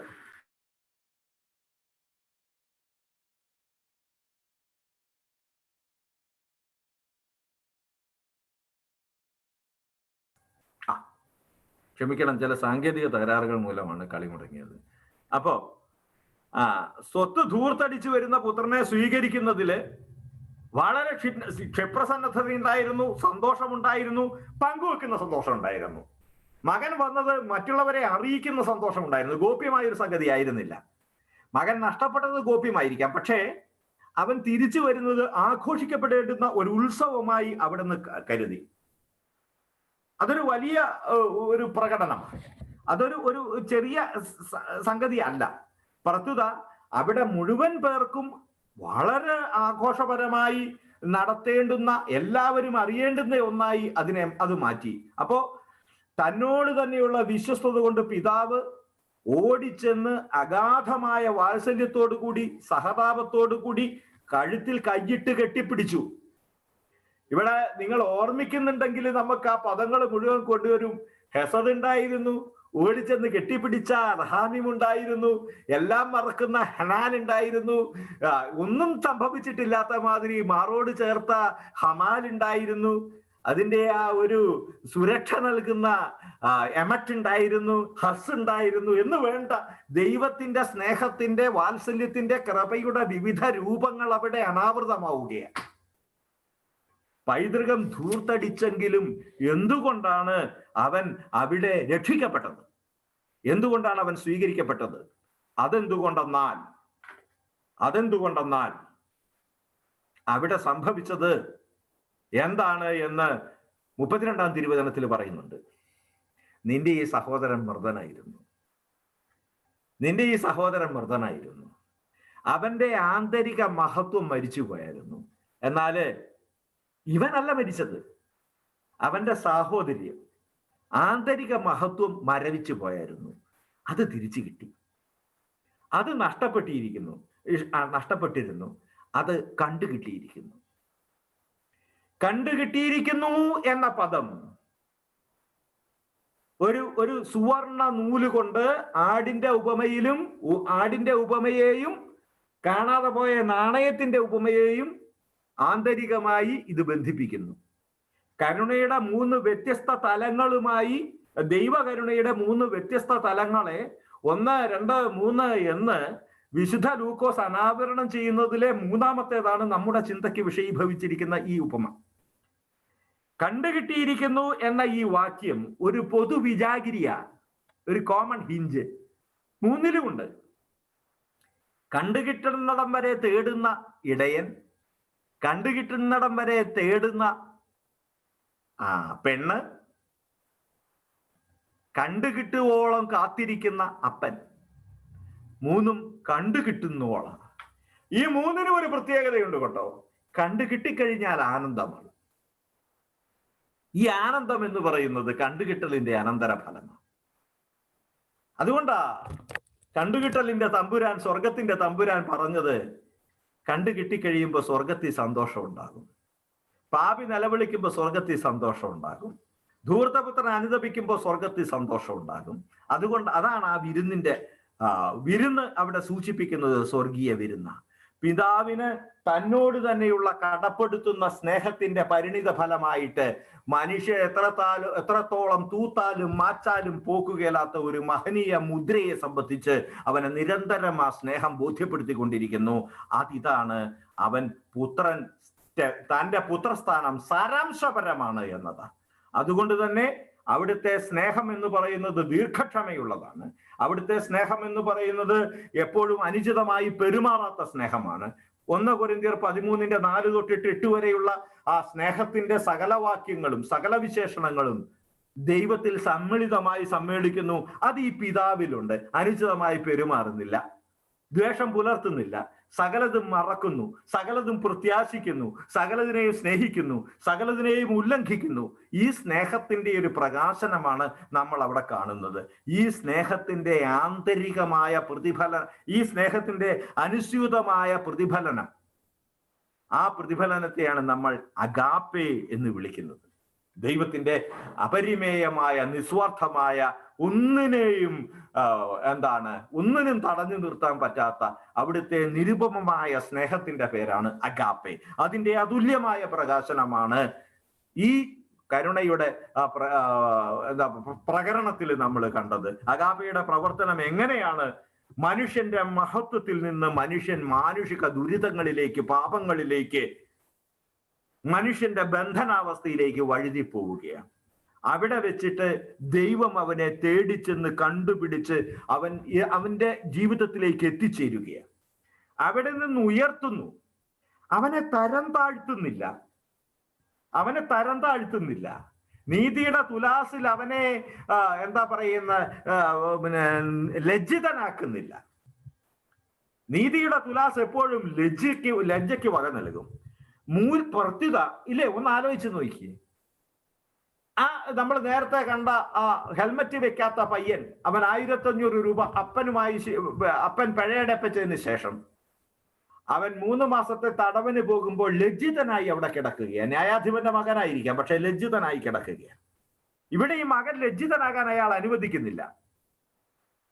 പകരം അവന് വേലക്കാർ താമസിക്കുന്ന ലായങ്ങളിലേക്ക് പോകുന്നതിന് പകരം, ഒറ്റമുറി ലായങ്ങളിലേക്കോ അല്ലെങ്കിൽ ഒരു ഇത് മാത്രം ഉയർത്തി, ഒരു കമ്പ് മാത്രം ഉയർത്തിയ കൂടാരങ്ങളിലേക്കോ പോകുന്നതിന് പകരം അപ്പൻ അയാളെ ഷാമിയാനയിലേക്കാണ് നയിക്കുന്നത്. വേണ്ട, നീ അങ്ങോട്ടൊന്നും പോകാനുള്ളതല്ല. അത് പറയാനൊട്ട് അപ്പൻ സമ്മതിച്ചിട്ടുമില്ല. അത്രയ്ക്ക് താഴാൻ അവൻ മകനായതുകൊണ്ട് അവൻ അനുവാദമില്ല. താഴാൻ അനുവാദമില്ലാത്ത മനുഷ്യൻ, നീതിക്ക് സ്വയം വിധേയപ്പെടാനും നീതിയുടെ പ്രകരണങ്ങളിലേക്ക്, നീതിയുടെ സ്കെയിലിലേക്ക് സ്വയം പിൻവാങ്ങാനും അവകാശമില്ലാത്ത മനുഷ്യൻ. അവകാശമില്ല എന്ന് പറയുന്നത് കൃത്യമായ അർത്ഥത്തിൽ നമ്മൾ അറിയണം. അവൻ അങ്ങനെ ചിന്തിക്കണ്ട. കാരണം അവൻ നഷ്ടപ്പെടുത്തിയത് അവന്റെ പ്രസാദപരമാണ്. സാരാംശപരമായ അവന്റെ മഹത്വം അങ്ങനെ തന്നെ കുടികൊള്ളുന്നു. അത് സൃഷ്ടിപരമാണ്, അസ്തിത്വപരമാണ്. അത് വീണ്ടും കണ്ടെത്തി അതിലേക്കാണ് പുനഃസ്ഥാപിച്ചിരിക്കുന്നത്. അപ്പൊ ഇത് പുറമേ നിന്നുള്ള വിലയിരുത്തത്തില് ഇത് വളരെയേറെ ദുഃഖകരമാണ് കേട്ടോ. ഇതെന്തിനാ ഇങ്ങനെ നമ്മൾ ചെയ്യുന്നത്? നമ്മളൊന്ന് ആലോചിച്ചു പോകും. ഇതന്നെ, വേറെ പണിയൊന്നുമില്ലേ?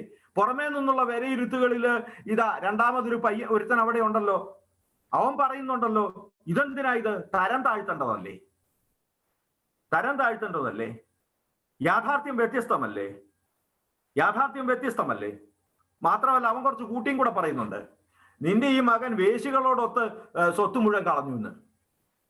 സത്യമായിട്ടും അതിനകത്ത് നറേറ്റർ അങ്ങനെ പറഞ്ഞിട്ടില്ല, അവൻ അങ്ങനെ ചെയ്തതായിട്ടൊരു സൂചനയില്ല. എന്നാലും ഇത്രയും കാശ് പോയെങ്കിൽ അത് വേശികൾക്ക് കൊടുത്തതായിരിക്കും. കുറച്ചുകൂടെ കൂട്ടിയാ ചേർക്കുന്നത്. കണ്ണിച്ചോരയില്ലാത്ത മനുഷ്യൻ, അവന് വീട്ടിൽ കയറാൻ വയ്യ. ഇത് നമുക്കുള്ള പ്രശ്നമാണ്. ചുങ്കക്കാരും വേശികളും നമ്മളെക്കാളും മുമ്പ് സ്വർഗത്തിൽ എത്തുമെന്ന് പറയുമ്പോൾ ഉണ്ടാകുന്ന മുഖം ചുളിച്ചിലിന്റെ പേരായത് മൂത്തപുത്രൻ. ഈശോ തമ്പുരാൻ തന്നെ പറഞ്ഞില്ലേ, ഏത് സമയത്തും വന്നിട്ട് ഒരു ദേനാറ കൊടുത്ത ആളിന്റെ ഒരു മനുഷ്യന്റെ ഉപമ. എന്താണോ നിശ്ചയിക്കപ്പെട്ട കൂലി അത് ഓരോരുത്തർക്കും കൊടുത്തു. അവനവന്റെ പാത്രത്തിൽ നോക്കുന്നതിന് പകരം അടുത്തുള്ളവന്റെ പാത്രത്തിൽ നോക്കുന്നതിന്റെ പേരാണ് ദുഷ്ടത. ഇത്രയും ദുഷ്ടതയുള്ള ഞാനും നിങ്ങളും എല്ലാം ഇത്തരം ഒരു ദുഷ്ടതയുടെ പ്രവർത്തന മുഖങ്ങളാണെന്നാണ് എനിക്ക് തോന്നുന്നത്. അവനെ ദൈവം അനുഗ്രഹിച്ചു, എന്നെ എന്തി അനുഗ്രഹിക്കാത്തെന്ന്. അതായിരുന്നു അവന്റെ പ്രശ്നം.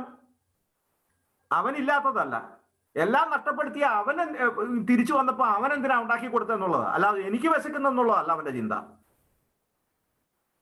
അവസാന മണിക്കൂറിൽ വന്നവർ ഒരു ദേനാറ കൊടുത്തത് ആണ് അവന്റെ വിഷയം. അല്ലാതെ അവനൊരു ദേനാറ കിട്ടാത്തതല്ല. അവന് 3/4 ദേനാറ കൊടുത്തതെങ്കിൽ ആളിന്റെ കുത്തിന് പിടിക്കാം, അത് വേറെ കാര്യം. എഗ്രീഡ് റേറ്റിൽ കൊടുത്തിട്ടില്ല. അവന് കൊടുത്ത ദേനാറ അവനുണ്ടേ. ഈ മൂത്ത പുത്രന്റെ ഒരു കാശും എടുത്തിട്ടല്ല രണ്ടാമത്തെ പുത്രന്റെ അതിനകത്തൊന്നും എടുത്തിട്ടൊന്നും അല്ല കൊടുത്തിരിക്കുന്നത്. മൂത്ത പുത്രന്റെ എല്ലാം അങ്ങനെ തന്നെ നിപ്പുണ്ട്. അവന്റെ അവന് ചിന്തയില്ല എന്നുള്ളത് ഇപ്പൊ എന്നാ ചെയ്യാന്ന്? അവിടെയാണ് ഈ യാഥാർത്ഥ്യത്തെ നമ്മൾ വ്യത്യസ്തമായ ഒരു തലത്തിൽ കാണുന്നത്. മാനുഷികമായ ഒരു പ്രവണതയാണ് ഈ മൂത്തപുത്രൻ്റെത്. അഥവാ ദൈവകാരുണ്യത്തെ മനസ്സിലാക്കാത്ത ഓരോരുത്തരും മൂത്തപുത്രന്മാരാ. ദൈവത്തിന്റെ മഹത്വം എന്താണ്, മഹത്വപൂർണമായ കാരുണ്യം എന്താണ് എന്ന്, കരുണാസമ്പന്നനായ ദൈവം ആരാണെന്ന് മനസ്സിലാക്കാത്ത ഓരോ മനുഷ്യനും മൂത്തപുത്രന്മാരാ. അവൻ ഈ പാപിയുടെ മാനസാന്തരത്തെയും അങ്ങനെയുള്ള കാര്യങ്ങളെയും പാപിയുടെ തിരിച്ചുവരവിനെ യേശുക്രിസ്തു പറഞ്ഞതിനെ സ്വീകരിക്കാതെ വയ്ക്കുന്ന ഈ വേണമെങ്കിൽ നമുക്കിതിനെ മതസങ്കല്പങ്ങൾ എന്നൊന്ന് വിശേഷിപ്പിക്കാം. അതിന്റെ പേരാ മൂത്തപുത്രൻ. നിയമത്തിന്റെയും നൈയാമിക സാധുതയുടെയും ഭാഷയിൽ മാത്രം ബന്ധങ്ങളെ അളക്കുന്ന, അതിലേതെങ്കിലും ഒന്നിന് ചെറിയ ഇകഴ്ചയോ വീഴ്ചയോ വന്നാൽ ബന്ധങ്ങൾ നിഷ്ഫലങ്ങളും നിഷ്ഫലമായി തീർന്നു എന്ന് വിചാരിക്കുന്ന നിയമസംഹിതകളുടെ കാവലാൾമാരുടെ കണ്ണിക്കടിയുടെ പേരാണ് മൂത്തപുത്രൻ. അവരുടെ അസ്വസ്ഥതയുടെ പേരാണ് മൂത്തപുത്രൻ. അത് ഒരു വേള നമ്മുടെയൊക്കെ നിയമങ്ങളാവാം, നമ്മൾ പഠിച്ച സദാചാര പാഠങ്ങളാകാം, ദൈവത്തെക്കുറിച്ചുള്ള ഭയമാകാം, എന്തുമാകാം. എന്തായാലും ഒരു കാര്യം ഉറപ്പ്, ദൈവം സ്നേഹിക്കുന്നു എന്നത് നിർവിശങ്കം മനസ്സിലാക്കുന്ന മനുഷ്യനോളം തുറവിയില്ല ദൈവം പ്രമാണങ്ങളിൽ മാത്രം വ്യാപൃതനാണ് എന്ന് പറയുന്ന ഭക്തൻ. അതാണ് ഇവിടെ നമ്മൾ മനസ്സിലാക്കുന്നത്. ഒരിത്തിരി എന്താ വിപ്ലവാത്മകമാണ് എങ്കിൽ പോലും ഇതിനകത്ത് സത്യമുണ്ട് എന്നുള്ളത് വിശ്വസിക്കാതെയും അംഗീകരിക്കാതെയും വയ്യ തന്നെ. അപ്പൊ കാരുണ്യം ബന്ധപ്പെട്ട് കിടക്കുന്നത് എന്തിനോടാണ്? കാരുണ്യം ബന്ധപ്പെട്ട് കിടക്കുന്നത് മനുഷ്യന്റെ മഹത്വത്തോട് ബന്ധപ്പെടുത്തിയ. നീതിയല്ല മനുഷ്യന്റെ മഹത്വത്തോട് ബന്ധപ്പെടുത്തിയിരിക്കുന്നത്. നീതിയാണ് ബന്ധപ്പെടുത്തിയിരിക്കുന്നതെങ്കിൽ മനുഷ്യന്റെ മഹത്വത്തെ അവൻ അവിടെ ഇകഴ്ത്തി തന്നെ പിതാവ്. എന്നിട്ട് വേലക്കാരന്റെ ലാവണത്തിലേക്ക് അവനെ പറഞ്ഞു വിട്ടേനെ. പകരം അവിടെ നീതിക്കും അപ്പുറത്ത് സ്നേഹത്തിന്റെ ഭാഷയിൽ പിതാവ് സംസാരിക്കുന്നു. മറക്കുകയും മറയ്ക്കുകയും ചെയ്യുന്ന സ്നേഹം കൊണ്ട് അവിടുന്ന് അവനെ കെട്ടിപ്പിടിച്ചിട്ട് പറയുന്നു, നിനക്കാകെയുള്ള അവനോട് പറയുന്നില്ല, ബാക്കിയുള്ളവരോട് പറയുന്നു, ഇവനാകെയുള്ള കുറവ് ഈ നിങ്ങളുമായി സംസാരിക്കുന്നതിലുള്ള ചില അടയാളങ്ങൾ മാത്രമാണ്. ഇവൻ ഉള്ളിന്റെ ഉള്ളിൽ ഞാൻ തന്നെയാ, എന്റെ മകൻ തന്നെയാ, അതിന് വ്യത്യാസമൊന്നും വന്നിട്ടില്ല. അപ്പോ പിതാവ് വ്യക്തമായി കാണുന്നത് അവന്റെ ഉള്ളിലെ ആന്തരികമായ അസ്തിത്വപരമായ ഉണ്മയെയാണ്. അതുകൊണ്ട് പിതാവ് ബാക്കിയെല്ലാം മറക്കുന്നു. അതുകൊണ്ടല്ലേ സങ്കീർത്തകൻ പറയുന്നത്, മനുഷ്യൻ ബാഹ്യം നോക്കുന്നു, യഹോവയോ ഹൃദയത്തിലേക്ക് നോക്കുന്നു എന്ന് പറഞ്ഞത്. അത് തന്നെ ഇവിടെ പന്നിക്കാട്ടം മണക്കുന്ന കീറിപ്പറിഞ്ഞ വസ്ത്രങ്ങളുമായി വരുന്നവന്റെ വസ്ത്രങ്ങളിലേക്ക് നോക്കി അവനെ അടയാളപ്പെടുത്തുന്ന മറ്റുള്ളവരോട് പറഞ്ഞു, നിങ്ങളൊരു കാര്യം ചെയ്യേ, നിങ്ങൾക്ക് എൻ്റെ മകന് വേണ്ടുന്ന ചില സംഗതികളുണ്ട്, അതൊക്കെ നിങ്ങൾ കൊണ്ടുവന്നിട്. എനിക്ക് അതൊന്നുമല്ല, എനിക്ക് ആന്തരികമായി ഇവൻ എന്താണോ അതാണ് എനിക്ക് വേണ്ടത്, അത് ഞാൻ ഇവനിൽ കണ്ടെത്തിയിരിക്കുന്നു. ധൂർത്തപുത്രന്റെ ഉപമ ലളിതവും അഗാധവുമായി മാനസാന്തരമെന്ന യാഥാർത്ഥ്യവും അതിനോട് ദൈവത്തിനുള്ള യഥാർത്ഥത്തിലുള്ള പ്രതികരണവും സമ്മാനിക്കുന്നു. ഇനി ഇതിന്റെ കണ്ടന്റ് ഇനി പറയുന്ന ഒരൊറ്റ വാക്കിലാവട്ടോ. അതുകൊണ്ട് ഇതിന്റെ കൂടെ ചെവി മാത്രമല്ല ഹൃദയവും തരണമെന്ന് ഞാൻ പ്രാർത്ഥിക്കുകയാണ് നിങ്ങളോട്. ധാർമ്മികമോ ശാരീരികമോ ഭൗതികമോ ആയ തിന്മയെ സമീപിക്കുന്നത്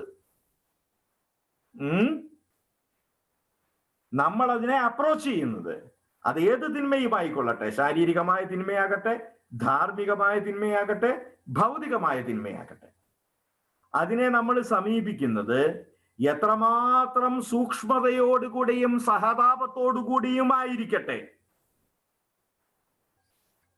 അയ്യോ കഷ്ടം എന്ന് പറഞ്ഞുകൊണ്ടായിക്കൊള്ളട്ടെ, അതിൽ കാരുണ്യത്തിന്റെ യഥാർത്ഥവും സത്യസന്ധവുമായ അർത്ഥം അടങ്ങുന്നില്ല. നമ്മൾ എത്രമാത്രം സഹതാപം ഉണ്ടായാലും സൂക്ഷ്മമായ രീതിയിൽ സംസാരിച്ചാലും എത്രമേൽ മൃദുവായി സംസാരിച്ചാലും നീതിയുടെ ഭാഷയിൽ സംസാരിച്ചാലും കാരുണ്യത്തിന്റെ അർത്ഥം അതിനകത്ത് അടങ്ങുന്നില്ല. കാരണം കാരുണ്യം എന്നത് അത് വാക്കിലും നോക്കിലും നീതിയെ പ്രതിഷ്ഠിക്കുന്നതല്ല, പ്രത്യുത മൂല്യത്തെ പുനഃസ്ഥാപിക്കുന്നതാണ്. ലോകത്തിലും മനുഷ്യനുമുള്ള തിന്മയുടെ എല്ലാ രൂപങ്ങളിലും ഭാവങ്ങളിലും നിന്ന് നന്മ വളർത്തുകയും വലിച്ചെടുക്കുകയും ചെയ്യുമ്പോൾ അതിൻ്റെ പേരാണ് കാരുണ്യം. ഒന്നുകൂടി പറയാം, ലോകത്തിലും മനുഷ്യനിലുമുള്ള തിന്മയുടെ എല്ലാ രൂപങ്ങളിൽ നിന്നും ഭാവങ്ങളിൽ നിന്നും അതിനെ വകവെക്കാതെ നന്മ അതിൽ നിന്ന് വളർത്തുമ്പോഴും വലിച്ചെടുക്കുമ്പോഴുമാണ് കാരുണ്യം അതിൻ്റെ യഥാർത്ഥമായ രീതിയിൽ അർത്ഥവത്തായി പ്രകടമാകുന്നത്. മിശിഹായുടെ സന്ദേശം ഈ കാരുണ്യമാണ്. ഈശോയുടെ ജീവിതത്തിന്റെ ദൗത്യം, പ്രവൃത്തി, അവിടുത്തെ ശിഷ്യരുടെ ഈ തുടർച്ച, ഇതെല്ലാം ഇതിന്റെ അടിസ്ഥാനപരമായ പ്രകാശനമാണ്. ഈ കാരുണ്യത്തിന്റെ ആരെയും നീതിയുടെ തുലാസിൽ വിധിക്കാനല്ല അവിടുന്ന് വന്നത്, പ്രത്യുത മനുഷ്യനിൽ ലീനമായിരിക്കുന്ന അവന്റെ അസ്തിത്വപരമായ മഹത്വത്തെ പുനഃപ്രതിഷ്ഠിക്കാൻ വേണ്ടി അവിടുന്ന് വന്നത്, അതും കാരുണ്യം നിറഞ്ഞ ഒരു ഹൃദയവുമായിട്ട്. അതുകൊണ്ട് തിന്മയെ നന്മ കൊണ്ട് കീഴടക്കുക എന്ന് പറഞ്ഞാൽ അതിന്റെ അർത്ഥം നീതിയെ പുനഃസ്ഥാപിക്കുക എന്നല്ല, നീതി നടത്തുക എന്നുമല്ല. അതിനും അപ്പുറത്തേക്ക് ഇവിടെ നീതിക്ക് മറ്റൊരു പര്യായം ഉണ്ടാകുന്നു. ഈ പര്യായത്തിന് ഇസ്രയേല്യ ജനതയുടെ പിതാക്കന്മാരുടെ ചരിത്രം സാക്ഷി. കാരണം നീതി പോലെ അല്ല അവിടുന്ന് പ്രവർത്തിച്ചത്, കരുണാപൂർവമാണ് തെറ്റിപ്പോയ അവരോട് അവിടുന്ന് പ്രവർത്തിച്ചത്. ഓരോ തവണയും അവർ വീണു പോകുമ്പോൾ അവിടുന്ന് അവരെ യഥാസ്ഥാനപ്പെടുത്തി. അതിൻ്റെ പരിപൂർണത, അതിൻ്റെ സാഫല്യം, അതിൻ്റെ ഏറ്റവും ശ്രേഷ്ഠമായ രീതിയിൽ നവീനവും അഗാധവുമായി ക്രിസ്തു പ്രകാശിപ്പിക്കുന്നു ഈ ധൂർത്തപുത്രന്റെ ഉപമയിലൂടെ. ഇവിടെ ക്രിസ്തു നമ്മളോട് സംസാരിക്കുന്നത് ഒരൊറ്റ കാര്യമാണ്. എത്ര വീണാലും എത്ര അകന്നാലും, ഏത് പന്നിക്കാട്ടം മണക്കുന്ന വസ്ത്രമാണ് നിനക്കുള്ളതെങ്കിലും, എത്രമേൽ നീ പട്ടിണി കിടന്നിട്ടുണ്ടെങ്കിലും, എത്ര അകലെയായിരുന്നാലും, നീ വരുന്നതും കാത്ത് ചായ്പിൽ നിന്ന് പുറത്തു ചാടി നിൽക്കുന്ന സ്വന്തം വീട്ടുമുറ്റത്ത് കിടന്നുറങ്ങുന്ന ഒരപ്പന്റെ സ്നേഹത്തിന് സമമായി കാത്തു നിൽക്കുന്ന ഒരു സ്നേഹമുണ്ടെന്നും, ആ സ്നേഹം നീതി കൊണ്ടല്ല നിന്നെ വിധിക്കുന്നതെന്നും, പ്രത്യുത നിന്റെ ആന്തരികമായ മഹത്വം. ഇവിടെ നമ്മൾ ഏറ്റവും ആദ്യം കണ്ടു, മൂന്നാമത്തെ അധ്യായത്തിൽ നമ്മൾ കണ്ടു, ദൈവം സൃഷ്ടിച്ചതിനെ ഒന്നും ദൈവം വെറുക്കുന്നില്ല. മനുഷ്യനെ വെറുക്കാൻ തക്കവണ്ണം അവിടെ നിന്ന് അന്യമല്ല മനുഷ്യൻ, അവിടെ നിന്ന് ഉത്ഭവിച്ചവനാകയാൽ സത്താപരമായ ആത്മബന്ധവും തൻ്റെ ഛായയിലും സാദൃശ്യത്തിലുമായിരിക്കുന്നതിനാൽ അസ്തിത്വപരമായ ഒരു ഉൾച്ചരടും അവനുള്ളതിനാൽ ദൈവം അവനെ കാണുന്നത് തൻ്റെ മകനായിട്ടാണ്, തൻ്റെ മകളായിട്ടാണ്. ഈ സ്നേഹത്തിൻ്റെ പ്രഘോഷണം നമ്മുടെ കാലഘട്ടത്തിൽ ഏറെ ആവശ്യമാണ്. ഈ കാലഘട്ടത്തിന്റെ പരിത്യക്താവസ്ഥയിൽ തേടിച്ചെല്ലുന്ന ദൈവത്തിന്റെ സ്നേഹവും ഒരിക്കലും നഷ്ടപ്പെടാത്ത മനുഷ്യന്റെ മഹത്വവും ഒരു ഉണർത്തുപാട്ടായിട്ട് മനുഷ്യ മനസ്സുകളെ പ്രചോദിപ്പിക്കട്ടെ എന്ന പ്രാർത്ഥനയോടുകൂടെ ഈ 4-ാം അധ്യായം നമുക്ക് അവസാനിപ്പിക്കാം. 5-ാമത്തെ അധ്യായം അടുത്ത തവണ എടുക്കാം നമുക്ക്. 5-ാമത്തെ അധ്യായമാണ് ഈ ക്ലാസ്സിൽ നമ്മുടെ കരുണാസമ്പന്നൻ എന്ന ചാക്രിക ലേഖനത്തിന്റെ ക്ലൈമാക്സ് ഇതല്ല. ഇത് ഈ ക്ലൈമാക്സിന്റെ ഒരു മുൻനുര മാത്രമാണ്. അതിൽ നമ്മൾ പെസഹ രഹസ്യം, ഏറ്റവും ദീർഘമായ ഒരു അധ്യായത്തിലൂടെയാണ് നമ്മൾ കടന്നു പോകുന്നത്. പെസഹ രഹസ്യം ഉപമയിൽ നിന്ന് രൂപകത്തിലേക്ക് നമ്മൾ പോവുകയാണ് ചെയ്യുന്നത്. അവിടെ നേരിട്ട് നമ്മൾ കാണുകയാണ്. കുരിശിലും ഉത്ഥാനത്തിലും വെളിവാക്കപ്പെട്ട കാരുണ്യം, മരണത്തെക്കാൾ ശക്തമായ സ്നേഹം, കാരുണ്യത്തിന്റെ അമ്മ പരിശുദ്ധ മറിയത്തെ കുറിച്ച് എന്നിങ്ങനെ 3 ഭാഗങ്ങളായിട്ട് 5-ാം അധ്യായമുണ്ട്. 5-ാം അധ്യായം നമുക്ക് പിന്നെടുക്കാം, ദൈവം അനുഗ്രഹിക്കുകയാണെങ്കിൽ. അപ്പൊ നമ്മൾ ഈ നല്ല ധൂർത്തപുത്രന്റെ ഉപമ അവസാനിപ്പിക്കുന്നു. ഇവിടെ നമ്മൾ മനസ്സിലാക്കുന്ന കാര്യം ഒറ്റയൊന്ന് മാത്രമാണ്: സാരാംശപരമായ സ്നേഹം, അസ്തിത്വപരമായ സ്നേഹം. അത് ദൈവവും മനുഷ്യനും തമ്മിലുള്ള ബന്ധം എന്താണ് എന്ന് നമുക്ക് മനസ്സിലാക്കാനുള്ള ഒരു എല്ലാ കാലത്തെയും ഒരു കീ വേർഡായിട്ട് നമുക്കത് പറയാം. അസ്തിത്വപരമായി ദൈവവും മനുഷ്യനും തമ്മിലുള്ള സ്നേഹം പിതാവിൻ്റെതും പുത്രൻ്റെതുമാണ്. ആമേൻ. ഈശോ മിശിഹായ്ക്ക് സ്തുതിയായിരിക്കട്ടെ.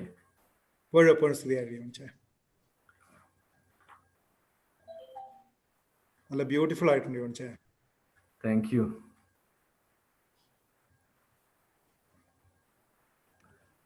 അപ്പോ എന്തെങ്കിലും ഡിസ്കസ് ചെയ്യാനുണ്ടെന്നുണ്ടെങ്കിൽ അതാ ഈ അസ്തിത്വപരമായിട്ടുള്ള സ്നേഹമാണ് പിതൃസ്നേഹം എന്നുള്ളതൊരു വലിയൊരു കണ്ടെത്തലും വെളിപ്പെടുത്തലും കൂടിയാണ്. കാരണം എന്താ വെച്ചാൽ ഒരു ദാക്ഷിണ്യം അല്ല അവിടെ എന്നുള്ളത് ഹൈലൈറ്റഡ് ആകപ്പെടാത്ത പോകുന്ന ഒരു സംഗതിയാണ് ശരിക്കും.